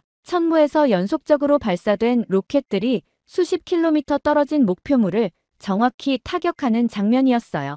영상 속에서 로켓들은 마치 살아있는 것처럼 목표물을 향해 정확히 날아갔습니다. 발사부터 타격까지 불과 몇 분이었죠. 마지막으로 SLBM 실험 장면이 홀로그램으로 재현되었습니다. 바닷속 잠수함에서 수직으로 발사되는 탄도미사일이 물을 가르고 솟아오르는 모습은 압도적이었어요. 미사일은 대기권을 넘어 우주로 향했고 이후 정확한 지점으로 귀환하는 궤적이 표시되었습니다. 박 대령은 한국이 SLBM 기술을 독자적으로 개발했으며 이미 여러 차례 성공적인 시험 발사를 완료했다고 설명했습니다. 이 기술은 전략적 억제력의 핵심 요소가 되고 있다고 강조했어요. 홀로그램이 사라지고 조명이 다시 밝아졌을 때 방 안은 무거운 침묵에 잠겼습니다. 에바는 입을 다물고 있었어요. 그의 얼굴에서 지금까지의 불신과 경멸은 온데간데 없이 사라졌습니다. 대신 복잡한 감정이 그의 눈에 담겨 있었죠. 저는 숨을 깊게 들이마셨습니다. 지금까지 본 것들은 한국의 방위 산업이 우리가 생각했던 것보다 훨씬 발전되어 있음을 명확히 보여주고 있었어요. 그들은 더 이상 모방자가 아니라 혁신자였습니다. 그리고 이것은 우리가 본 시작에 불과했죠. 그렇게 브리핑이 끝난 후 우리는 한국 국방부가 마련한 회의실로 안내받았습니다. 넓은 창문으로는 서울의 도심 풍경이 내려다 보였어요. 한강을 가로지르는 다리들과 주변을 둘러싼 현대적인 건물들이 햇빛에 반짝였습니다. 회의실 중앙에는 대형 화상회의 시스템이 설치되어 있었어요. 박 대령이 시스템을 작동시키자 화면이 밝아지며 펜타곤 회의실이 나타났습니다. 마크 스티븐스 차관의 모습이 선명하게 보였죠. 그의 표정은 평소보다 더 진지해 보였습니다. 예정에 없던 화상회의였습니다. 갑작스러운 미국 고위층과의 연결에 저는 본능적으로 등을 곧게 폈어요. 에반도 의자에서 바른 자세를 취했습니다. 스티븐스 차관은 간략한 인사말 후 바로 본론으로 들어갔습니다. 그의 목소리는 회의실 전체에 울려 퍼졌어요. 대만 유사시 한국의 해상 전력과 대공 시스템 없이는 작전이 불가능하다는 평가가 나왔다고 했습니다. 특히 비궁의 대드론 방어 능력과 천무의 정밀 타격 시스템은 핵심 전략 자산이라고 강조했죠. 더 놀라운 것은 그 다음이었습니다. 스티븐스 차관은 한국을 SLBM 보유국으로서 동북아 핵심 전략 국가로 재평가하고 있다고 말했어요. 미국 국방부의 동아시아 전략이 수정되고 있다는 언급도 이어졌습니다.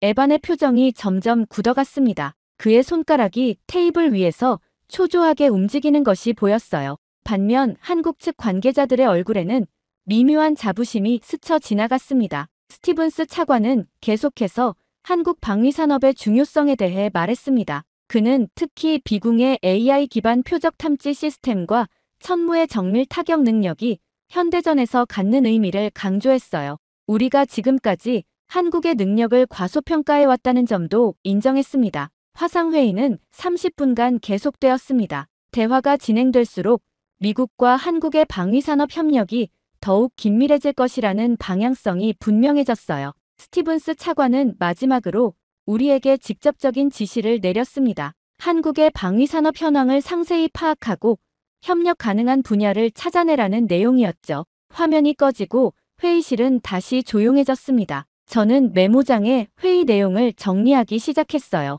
머릿속에서는 이미 보고서의 윤곽이 그려지고 있었습니다. 에바는 창가로 걸어가 서울의 풍경을 내려다보았습니다. 그의 등 뒤로 긴장감이 느껴졌어요. 지금까지 그가 굳게 믿어왔던 세계관이 흔들리고 있는 듯 했습니다. 이제 믿으시나요? 박 대령이 조용히 물었습니다. 에바는 대답하지 않고 고개를 돌렸습니다. 그의 시선을 피했지만 그 얼굴에 떠오른 복잡한 감정은 놓치지 않았어요. 불신과 인정 사이에서 갈등하는 모습이었습니다. 회의실을 나오면서 한국 국방부 관계자들과 다음 일정을 조율했습니다. 내일은 방위산업진흥원과 방위과학연구소를 방문할 예정이었어요. 실제 무기 시스템을 직접 볼 기회가 주어진다고 했습니다. 호텔로 돌아가는 차 안에서 저는 계속해서 오늘 본 것들을 정리했습니다. 비궁, 천무, SLBM. 이 무기들이 갖는 전략적 의미와 기술적 가치에 대해 생각했어요. 그리고 한국이 이러한 첨단 무기를 독자적으로 개발할 수 있게 된 배경에 대해서도 궁금증이 커졌습니다. 창밖으로 서울의 밤 풍경이 스쳐 지나갔습니다. 빌딩마다 켜진 불빛이 마치 별처럼 빛났어요.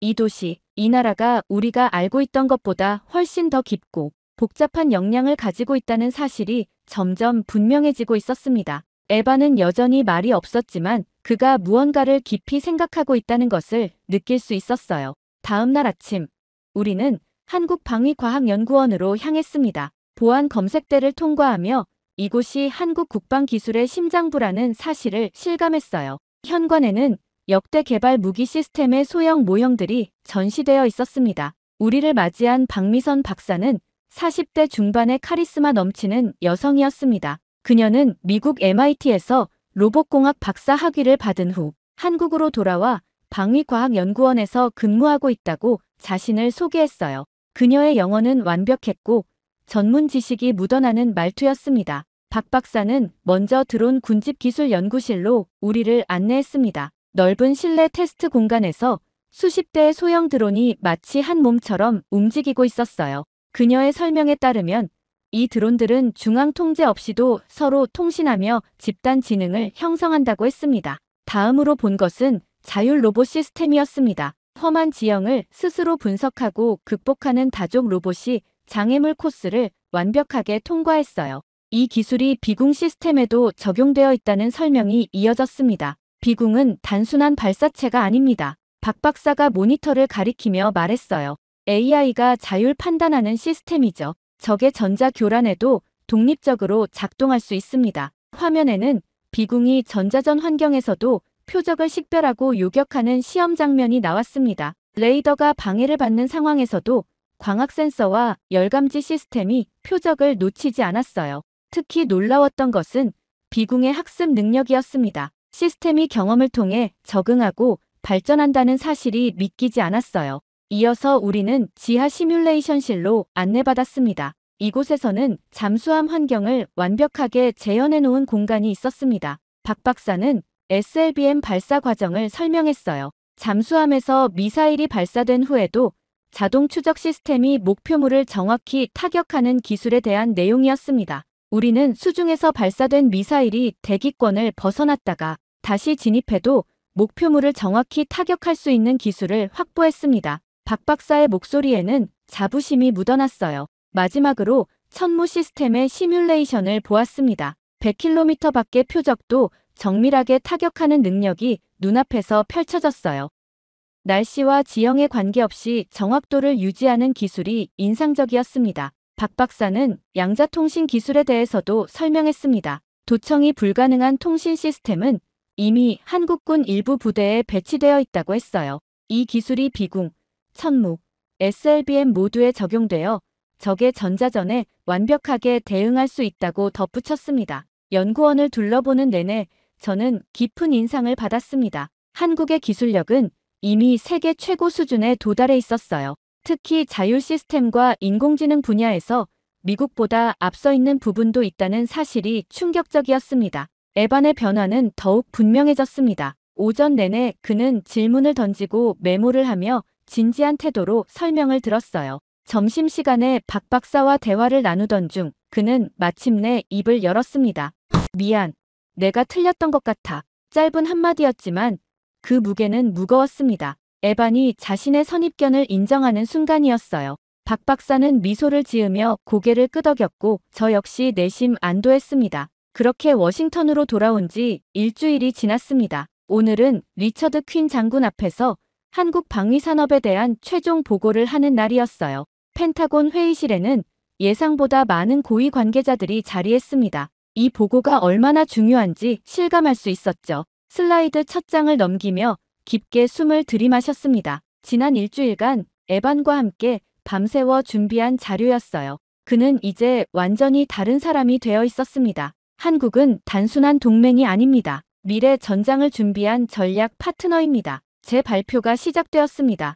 비궁의 대공 방어 능력, SLBM의 전략적 의미, 천무의 정밀 타격 시스템을 차례로 설명했어요. 한국의 방위 산업이 갖는 글로벌 영향력에 대한 분석도 이어졌습니다. 질의응답 시간에 많은 질문이 쏟아졌습니다. 에바는 자신이 직접 경험한 한국의 기술력을 열정적으로 설명했어요. 처음과는 완전히 다른 모습이었습니다. 회의가 끝난 후 퀸 장군이 저를 따로 불렀습니다. 그는 제 보고서를 기반으로 미국 한국 군사기술 협력 확대가 결정되었다고 말했어요. 다음 주에 공식 발표가 있을 예정이라고 했습니다. 더 놀라운 것은 제가 이 프로젝트의 총괄 책임자로 임명되었다는 사실이었습니다. 한국과의 방위산업 협력을 이끌어갈 중요한 위치였어요. 사무실로 돌아오는 길, 에반이 제게 다가왔습니다. 그는 조용히 손을 내밀었어요. 말없이 그의 손을 잡았습니다. 우리의 여정은 이제 막 시작되었고 미국과 한국의 관계는 새로운 차원으로 진입하고 있었습니다. 창밖으로 보이는 워싱턴의 풍경이 예전과 달라 보였습니다. 같은 도시, 같은 건물들이지만 제 시선은 이제 완전히 달라져 있었어요. 세계는 우리가 생각했던 것보다 훨씬 더 빠르게 변화하고 있었습니다. 그리고 한국은 그 변화의 중심에 서 있었죠. 한국에서의 경험은 저에게 중요한 교훈을 남겼습니다. 선입견이 얼마나 위험한지, 그리고 직접 보고 경험하는 것이 얼마나 중요한지 깨달았어요. 우리가 알고 있다고 생각했던 세상은 실제보다 훨씬 좁았습니다. 한국이라는 작은 나라를 통해 우리는 겸손함과 열린 시각의 가치를 배웠습니다. 이제 미래를 향한 여정에서 우리는 더 이상 리더와 추종자가 아닌 진정한 파트너로 함께 걸어갈 것입니다. 정말 믿을 수 없는 일이 일어났습니다. 최근 도쿄 국립기록보관소에서 발견된 낡은 문서 한 장으로 인해 일본이 발칵 뒤집혔다고 합니다. 더 충격적인 것은 일본 정부가 이 문서의 존재를 이미 알고 있었으며 수십 년간 은폐해왔다는 사실인데요. 이후 일본 정부는 모두가 경악할 만한 발언을 했다고 합니다.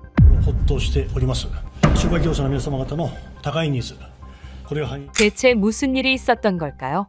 안녕하세요. 저는 도쿄대학교에서 20년 넘게 역사학을 가르쳐온 다카하시 유토입니다. 저는 한국의 근현대사를 다룰 때면 늘 같은 이야기로 시작했죠. 한국이 오늘날 이렇게 발전한 것은 모두 일본의 영향력 덕분입니다. 이 말을 할 때마다 학생들의 얼굴에 동의가 스쳐 지나가는 것을 보면 참으로 뿌듯했어요. 사실 이러한 편견은 어릴 적 부모님께서 심어주신 것이었어요. 우리 가정의 식탁은 매일 밤 한국에 대한 경멸로 가득했습니다. 아버지는 술잔을 기울이며 목소리를 높이곤 했죠. 유토 조선인들은 우리가 가르쳐주지 않았다면 아직도 원시적인 생활을 하고 있을 거다. 그들의 언어는 복잡하고 비효율적이며 문화는 일본의 열등한 모방에 불과해. 어머니도 항상 동조하셨어요. 그 사람들은 우리 도움 없이는 아무것도 할 수 없었어. 그들이 가진 모든 현대적인 것은 우리 일본이 준 선물이란다. 한 번은 가족여행으로 한국에 간 적이 있었는데 부모님은 그곳에서도 경멸적인 태도를 숨기지 않으셨습니다.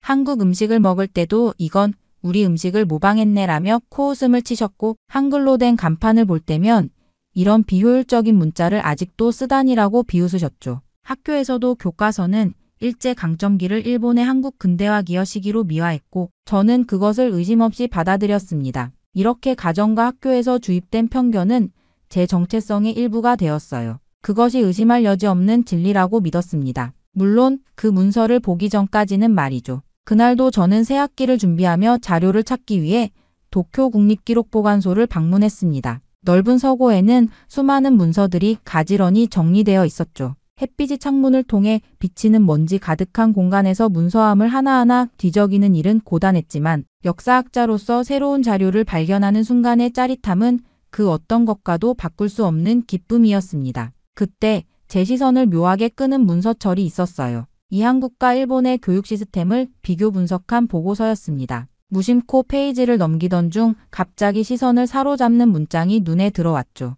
한글은 학습 효율성 면에서 압도적으로 우수하다. 그 순간 제 귀에서 윙하는 소리가 들렸습니다. 마치 누군가 제 뒤통수를 강하게 친 것 같았어요. 보고서는 계속해서 한글의 체계적 설계와 과학적 원리를 상세히 설명하고 있었습니다. 손이 저절로 떨렸고 심장은 빠르게 뛰기 시작했죠. 이게 무슨 말도 안 되는, 저도 모르게 중얼거렸습니다. 주변에 다른 연구자들이 있어 목소리를 낮추려 했지만 내면의 동요는 쉽게 가라앉지 않았어요. 평생 믿어온 관념이 단 한 문장으로 흔들리기 시작한 것을 느꼈습니다. 보고서는 미국 언어학자들이 수행한 실험 결과도 포함하고 있었어요. 동일한 교육 환경에서 한글을 배우는 학생들이 히라가나와 가타카나, 한자를 함께 배우는 일본 학생들보다 문해력 습득 속도가 약 3배 빠르다는 결과였습니다.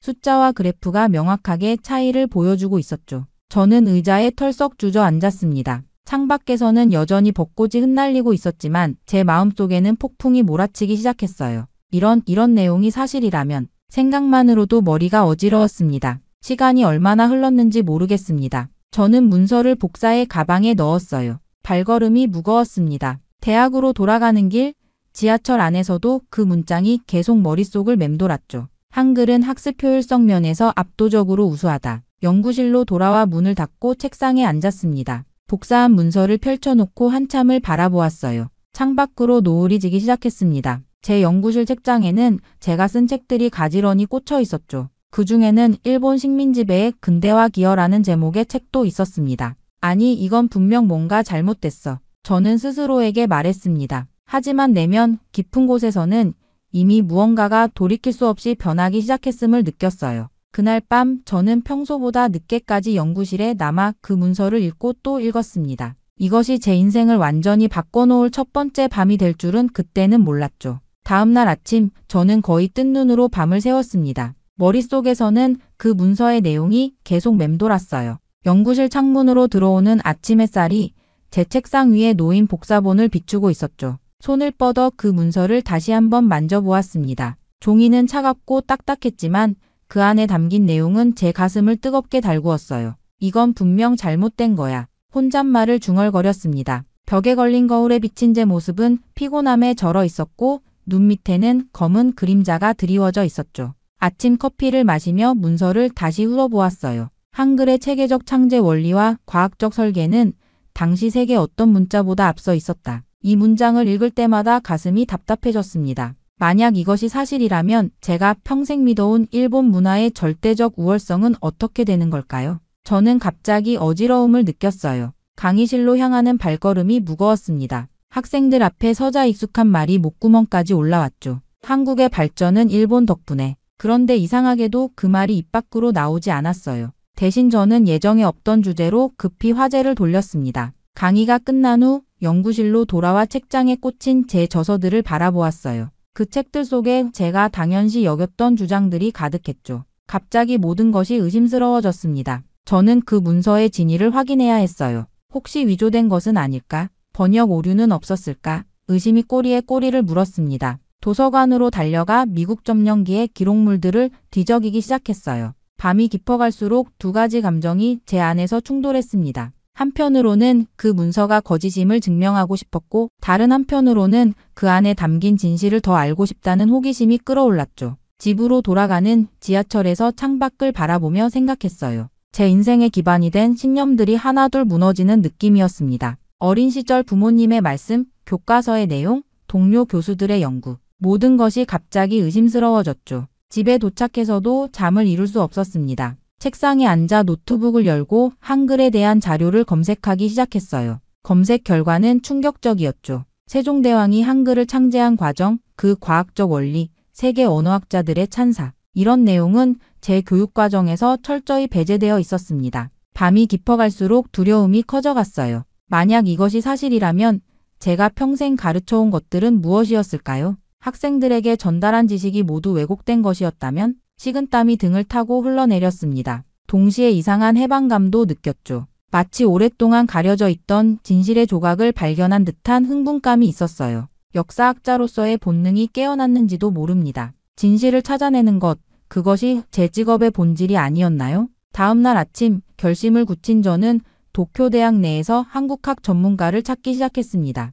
마침 동아시아학과에 김성찬 교수라는 분이 계시다는 것을 알게 되었죠. 한국에서 유학 온 후 일본에 정착해 학문적 성취를 이룬 분이라 했어요. 무슨 면목으로 찾아가야 할지 고민됐지만 진실을 알고 싶은 마음이 더 컸습니다. 김성찬 교수의 연구실은 제 연구실과 같은 건물 3층에 있었어요. 문을 두드리는 제 손이 떨렸습니다. 문이 열리고 단정한 차림의 50대 중반 남성이 나타났죠. 안녕하세요, 다카하시 교수님. 어쩐 일로 오셨나요?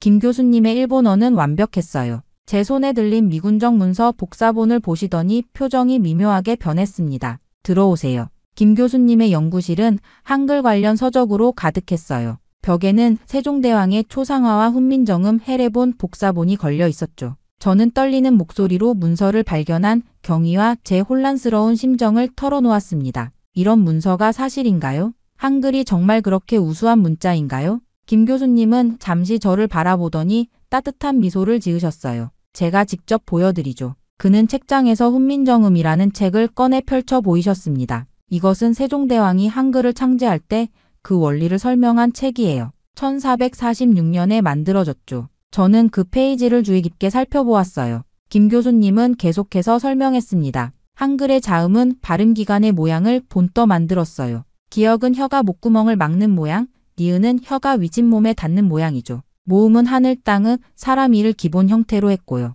저는 놀라움을 감출 수 없었어요. 그렇게 과학적인 원리가 있었다니. 김 교수님은 저에게 한글의 자음과 모음을 차례로 가르쳐 주셨습니다. 글자 하나하나가 체계적인 원리로 만들어졌다는 사실이 놀라웠어요. 다카하시 교수님, 한글은 배우기 쉽게 설계된 문자예요. 자음과 모음을 조합해 수천 개의 소리를 표현할 수 있죠. 일본어처럼 한자를 섞어 쓰지 않아도 모든 의미를 표현할 수 있어요. 그 말을 들으며 제 마음속에 부끄러움이 밀려왔습니다. 평생 한국의 문화와 언어를 폄하해 왔는데 그것이 얼마나 오만한 생각이었는지 깨닫기 시작했어요. 하지만 왜 이런 사실이 일본에서는 제대로 알려지지 않았을까요? 김 교수님은 깊은 한숨을 내쉬었습니다.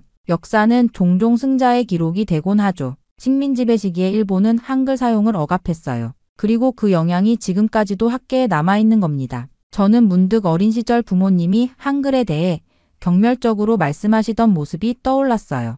그것이 단순한 편견이었다는 사실을 이제야 깨달았죠. 하지만 여전히 제 마음 한구석에는 의구심이 남아있었습니다. 미군정 문서와 김 교수님의 설명이 사실이라 해도 일본 문화의 우월성에 대한 제 믿음을 완전히 내려놓기는 어려웠어요. 감사합니다, 김 교수님. 많은 것을 배웠습니다. 연구실을 나서는 저에게 김 교수님이 마지막으로 말씀하셨어요. 진실을 찾는 여정은 때로 고통스럽습니다. 하지만 그 과정이 우리를 더 나은 학자로 만들어주죠. 그날 밤 저는 김 교수님께 받은 한글책을 펼쳐보았어요. 한글의 글자들이 마치 저에게 말을 거는 것 같았습니다. 이것이 정말 과학적으로 설계된 문자체계라면 그동안 제가 가르쳐온 역사는 얼마나 왜곡된 것일까요? 그렇게 한글책을 몇 번이고 들여다보다 잠이 들었는지 다음날 아침 책상에서 눈을 떴습니다. 머릿속에는 여전히 의문이 가득했어요. 이렇게 과학적이고 체계적인 문자라면 왜 우리 학계에서는 제대로 평가되지 않았을까?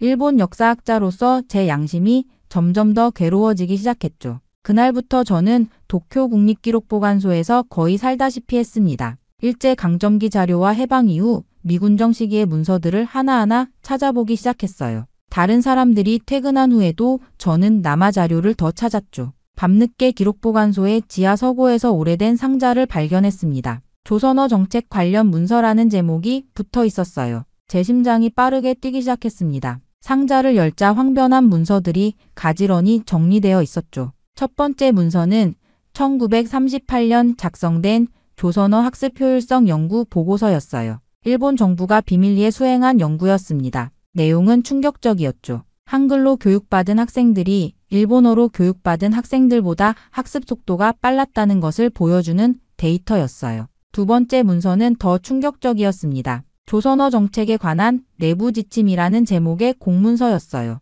1939년 작성된 이 문서에는 다음과 같은 내용이 있었죠. 조선어 한글의 학습 효율성에 관한 연구 결과는 절대 공개하지 말 것. 한글의 과학적 체계가 널리 알려질 경우 일본어 중심 정책의 정당성이 흔들릴 우려가 있음. 따라서 한글의 비효율성과 비과학성을 강조하는 연구 결과만을 선별적으로 발표할 것. 제 손이 떨렸습니다. 이게 무슨 의미인지 명확했어요. 일본 정부는 알고 있었던 겁니다. 한글의 우수성을 알면서도 정치적 이유로 의도적으로 은폐했다는 사실을 말이죠. 그 다음 문서에는 더 구체적인 지침이 있었어요. 조선인들에게 한글이 열등하다는 인식을 심어주기 위한 교육방침이라는 제목의 문서였습니다. 여기에는 학교에서 한글을 야만적이고 비과학적인 문자로 가르치라는 지시가 담겨 있었죠. 저는 그 자리에 주저앉았어요. 제가 평생 믿어왔던 역사적 사실들이 사실은 의도적으로 조작된 거짓이었다니 가슴이 무너져 내리는 듯 했습니다. 밤이 깊어갔지만 저는 계속해서 문서들을 읽어나갔어요. 식민지 지배의 정당성을 유지하기 위해 한글의 우수성을 은폐하려 했던 조직적인 노력의 증거들이 차례로 나타났습니다. 가장 놀라운 것은 이 정책이 해방 이후에도 은밀히 계속되었다는 증거였어요. 1950년대까지도 일본 학계에서는 한글 관련 연구를 의도적으로 억압했다는 내부 메모를 발견했습니다. 이 모든 문서를 복사한 후 저는 비틀거리며 기록보관소를 나왔어요. 밖은 이미 새벽이 되어 있었죠. 차가운 공기가 제 뺨을 스쳤지만 더 차가운 것은 제 가슴 속에 자리 잡은 진실이었습니다. 집으로 돌아가는 길 저는 문득 깨달았어요. 제가 평생 가르쳐온 역사가 얼마나 왜곡되어 있었는지를. 그리고 더 괴로운 것은 저 역시 그 왜곡된 역사를 전파하는 데 일조해왔다는 사실이었습니다. 그날 밤 저는 결심했어요. 이 은폐된 진실을 세상에 알려야 한다고. 하지만 그 길이 얼마나 험난할지 그때는 알지 못했습니다. 다음 날 저는 마음의 무게를 덜기 위해 부모님 댁을 찾아갔습니다. 어머니는 반갑게 저를 맞아주셨어요. 오랜만에 찾아온 아들을 위해 특별히 정성 들인 요리를 준비해 주셨죠. 식사를 하면서도 제 마음은 무거웠습니다. 이제까지 발견한 진실을 어떻게 부모님께 말씀드려야 할지 고민됐어요. 식사 후 거실에 앉아 차를 마시며 무심코 꺼낸 이야기였습니다. 어머니, 할아버지는 생전에 무슨 일을 하셨나요? 어머니는 잠시 멈칫하더니 조심스럽게 대답하셨어요. 아버님은 교육부 소속 공무원이셨단다. 해방 전에는 조선에서 근무하셨지. 그 순간 제 심장이 빠르게 뛰기 시작했습니다. 할아버지가 한국에 계셨다고요? 어머니는 조금 불편한 표정으로 고개를 끄덕이셨어요. 그래, 교육정책을 담당하셨어. 그런데 왜 갑자기 물어보니? 저는 진실을 알고 싶었습니다. 할아버지의 유품이 남아있나요? 혹시 일기나 문서 같은 것들이요. 어머니는 잠시 망설이다가 다락방을 가리키셨어요. 저기 오래된 상자에 몇 가지 있을 거야. 그런데 왜? 더 이상의 설명 없이 저는 다락방으로 향했습니다. 먼지 쌓인 나무 상자를 찾아 열었어요. 그 안에는 낡은 일기장과 문서 뭉치 흑백 사진들이 가지런히 정리되어 있었죠. 할아버지의 일기장을 펼쳤습니다. 1940년 3월의 기록이었어요. 오늘도 조선 아이들에게 한글 사용을 금지하라는 지시를 내렸다. 내 마음이 무겁다. 그들의 눈에서 슬픔이 보인다. 한글은 놀라운 문자다. 이렇게 배우기 쉽고 과학적인 문자를 금지시키는 것이 과연 옳은 일인가? 손이 떨렸습니다. 일기를 계속 읽어 내려갔어요. 세종이라는 왕이 만든 이 문자의 원리를 연구해보니 그 체계성에 감탄하지 않을 수 없다. 하지만 이런 생각은 나 혼자만의 것으로 간직해야 한다. 제국의 정책에 의문을 제기했다가는 내 가족마저 위험해질 테니. 할아버지의 갈등이 고스란히 느껴졌습니다. 다른 문서들을 보니 할아버지가 비밀리에 한글 연구를 계속해오셨다는 증거도 있었어요. 한글 자음과 모음의 구조를 분석한 노트, 심지어 한글로 쓴 시까지 있었죠. 그 순간 문득 제 딸 미카의 얼굴이 떠올랐습니다. 중학생인 미카는 최근 한국 문화에 관심을 보이기 시작했어요. K-팝을 듣고 한국 드라마를 보며 심지어 한글을 배우고 싶다고 했죠. 그때마다 저는 냉정하게 말했습니다. 그런 것보다 일본 전통 문화를 먼저 배워라. 부끄러움이 밀려왔어요. 제가 얼마나 편협했는지, 얼마나 오만했는지 깨달았습니다. 할아버지는 이미 그 시절의 한글의 가치를 알아보셨는데 저는 그로부터 80년이 지난 지금까지도 그 편견에서 벗어나지 못했던 거예요. 서재로 돌아와 어머니께 물었습니다. 어머니, 왜 이런 이야기를 한 번도 해주지 않으셨어요? 어머니의 눈에 슬픔이 깃들었어요. 그때의 기억은 우리 가족에게 너무 아픈 것이었단다. 할아버지는 귀국 후 사상의심인물로 감시를 받으셨어. 그 일로 많이 괴로워하셨지. 집으로 돌아오는 길 저는 결심했습니다. 미카에게 할아버지의 이야기를 들려주고 제가 비판했던 그 한국 문화에 대한 관심을 이제는 지지해주겠다고요. 그리고 무엇보다 진실을 향한 제 여정을 계속하겠다고 다짐했습니다. 그렇게 저는 집으로 돌아와 밤늦게까지 할아버지의 기록을 읽고 또 읽었습니다. 할아버지의 일기장 마지막 부분에서 결정적인 단서를 발견했어요. 최종 보고서는 도쿄중앙기록보관소 특별보관함 47B에 보관되어 있다. 저는 그 순간 가슴이 뛰었습니다. 이것이 제가 찾던 퍼즐의 마지막 조각일 수도 있었죠. 다음 날 아침 일찍 저는 도쿄국가기록보관소로 향했어요. 이전과는 다른 결연한 마음이었습니다. 이제는 단순한 호기심이 아니라 진실을 밝히려는 사명감이 있었죠. 기록보관소 사서에게 특별보관함 47-2에 접근하고 싶다고 말했어요. 그 보관함은 제한구역에 있습니다. 특별 허가가 필요해요. 사서는 의아한 표정이었습니다. 저는 최대한 침착하게 대응했어요. 도쿄대학 역사학과 교수 다카하시 유토입니다. 제2차 세계대전 직후 교육정책 연구를 위한 자료가 필요합니다. 긴 절차 끝에 마침내 허가를 받았습니다. 지하 3층 깊숙한 곳, 낡은 금속문을 열고 들어간 공간은 먼지와 오래된 종이 냄새로 가득했어요. 특별보관함 47-2는 구석의 자리에 있었죠. 손이 떨리는 것을 느끼며 보관함을 열었습니다. 그 안에는 극비동아시아 문자 효율성, 비교 연구 최종 보고서 1947이라는 제목의 두꺼운 파일이 있었어요. 이것이었습니다. 제가 찾던 바로 그 문서였죠. 보관소의 조용한 열람실에 앉아 보고서를 펼쳤습니다. 첫 페이지부터 충격적이었어요. 미국, 영국, 소련, 일본의 언어학자들이 공동으로 수행한 대규모 연구였습니다. 전쟁 직후 메가더 사령부의 지시로 동아시아 지역의 문자 체계를 비교 분석한 것이었죠. 보고서의 핵심 부분에 도달했어요. 한글, 가나 히라가나와 가타카나, 한자, 로마자 영어의 학습 효율성을 비교한 표였습니다. 수치는 명확했어요. 보고서에 따르면 초등학생이 한글을 배우는 데는 평균 3일에서 7일 정도면 충분했습니다. 반면 히라가나와 가타카나를 습득하는 데는 2주에서 3주가 걸렸고 기본 한자 천자를 익히려면 무려 2년에서 3년이 필요했어요. 영어 알파벳도 1주에서 2주가 걸린다고 했죠. 이어지는 문장에서는 더 충격적인 내용이 있었습니다. 한글은 현존하는 문자 중 가장 과학적이고 논리적으로 설계된 문자로 학습 효율성 면에서 다른 어떤 문자보다 우수하다. 심장이 빠르게 뛰었어요. 그리고 더 놀라운 부분을 발견했습니다. 한글의 과학적 원리는 현대 언어학의 기본 원칙을 15세기에 이미 구현하고 있으며 이는 서구 언어학이 발전하기 수백 년 전의 일이다. 저는 숨을 깊게 들이마셨습니다. 보고서는 계속해서 한글의 구조적 우수성, 발음 체계의 정확성, 조합 방식의 효율성에 대해 상세하게 설명하고 있었어요. 비교 그래프에서는 한글이 다른 모든 문자 체계를 압도하고 있었죠. 마지막 페이지에는 일본 정부를 향한 권고 사항이 있었습니다. 한글의 과학적 원리를 일본 교육 시스템에 부분적으로 적용할 것을 검토하라. 하지만 그 페이지에는 붉은 도장이 찍혀 있었어요. 기각국가 정책상 이유. 저는 의자에 깊이 기대 앉았습니다. 제 신념의 마지막 보루마저 무너졌어요. 이제 더 이상 의심의 여지가 없었습니다. 한글은 정말로 우수한 문자였고 일본은 정치적 이유로 그 사실을 은폐해왔던 것이죠. 손이 떨리는 것을 느끼며 보고서를 복사했습니다. 이 증거를 가지고 무엇을 할지 아직 확실하지 않았지만 진실을 알려야 한다는 사명감은 확고했어요.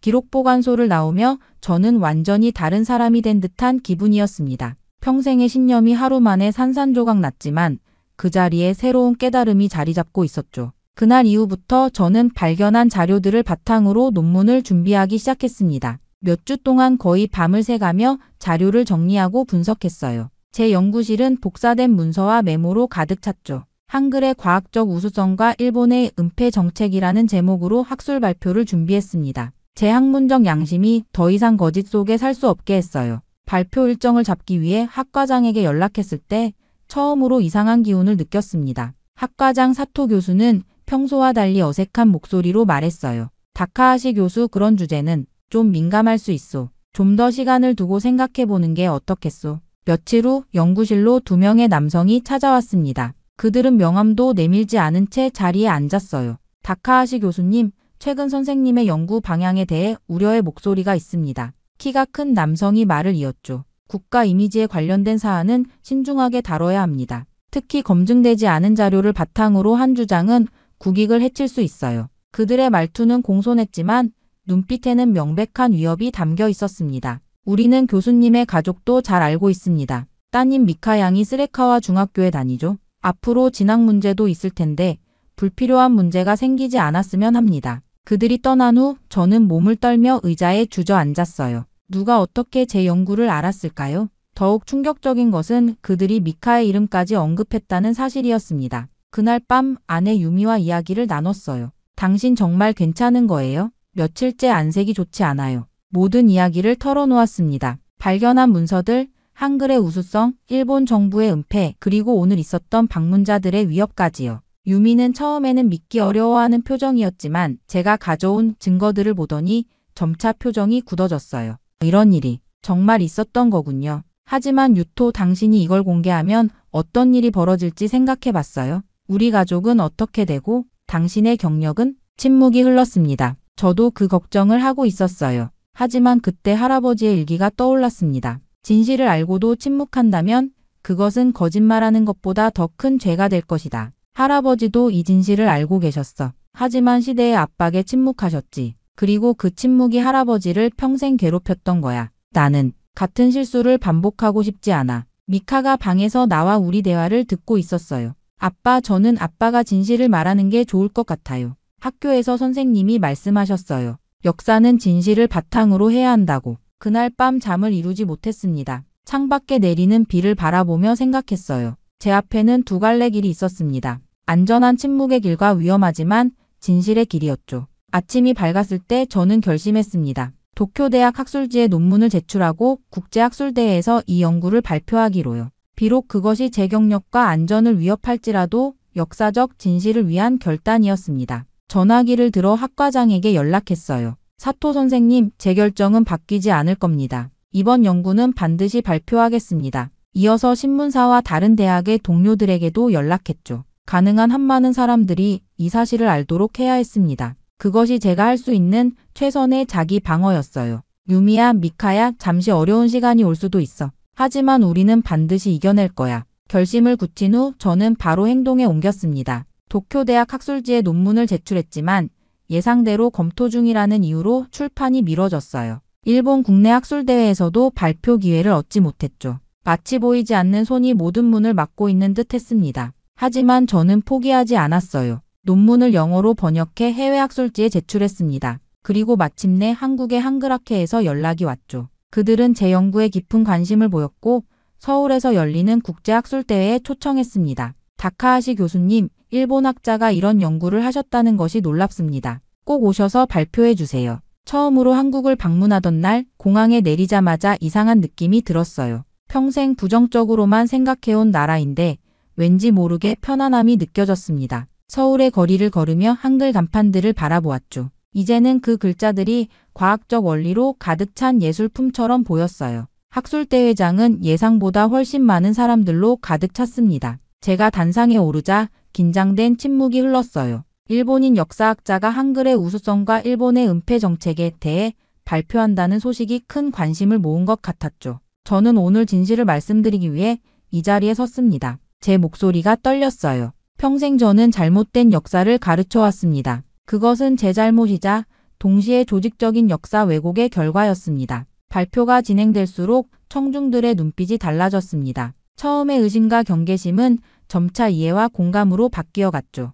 발표를 마치고 질의응답 시간에는 수많은 손이 올라갔어요. 한 노교수가 물었습니다. 왜 이런 위험을 감수하면서까지 이 연구를 발표하기로 결심하셨나요? 저는 잠시 생각한 후 대답했어요. 역사학자로서 제 사명은 진실을 밝히는 것입니다. 진실을 알고도 침묵한다면 그것은 또 다른 거짓말이 됩니다. 제 할아버지는 이 진실을 알고도 침묵하셨고 평생 그 짐을 안고 사셨어요. 저는 그 짐을 대물림하고 싶지 않았습니다. 그 순간 강당에는 뜨거운 박수가 터져 나왔어요. 예상치 못한 반응에 제 눈에 눈물이 고였습니다. 처음으로 제가 짊어진 짐을 내려놓은 듯한 해방감을 느꼈죠. 학회가 끝난 후 여러 한국 대학에서 강연 요청이 이어졌어요. 서울대학교에서 강연할 때는 제 딸 미카도 함께 왔습니다. 미카는 한국 문화에 완전히 빠져 즐거워했어요. 아빠, 한글 배우기 정말 쉬워요. 벌써 기본 자음과 모음을 다 외웠어요. 일본으로 돌아온 후 예상대로 쉽지 않은 상황이 기다리고 있었습니다.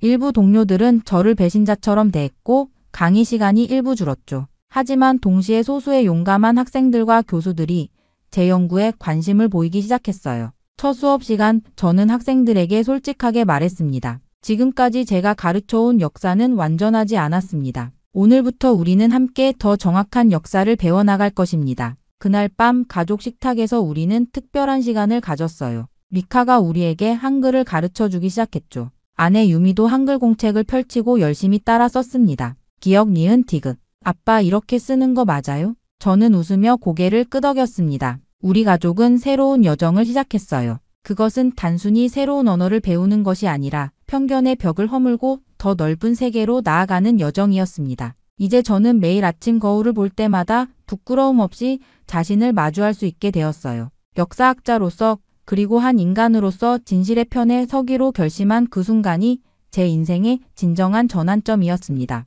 이번 일을 통해 제 마음속 깊이 자리했던 편견이 완전히 깨졌어요. 평생 경멸하며 바라봤던 한국과 한글에 대해 이제는 깊은 존경과 미안함을 느낍니다. 그들이 지켜온 문화와 언어의 가치를 인정하지 않고 왜곡된 역사를 가르쳐온 것에 진심으로 사과하고 싶어요. 동시에 제게 용서와 이해의 손길을 내밀어준 한국 학계와 사람들에게 깊은 감사함을 느낍니다. 가장 큰 교훈은 진실이 얼마나 소중한지 깨달은 것이죠. 편안한 거짓보다는 불편한 진실을 선택할 때 비로소 우리는 진정한 자유와 성장을 경험할 수 있다는 것을 배웠습니다. 이제 저는 이 교훈을 안고 다음 세대에게 더 정직하고 열린 역사를 가르치며 새로운 길을 걸어갈 것입니다.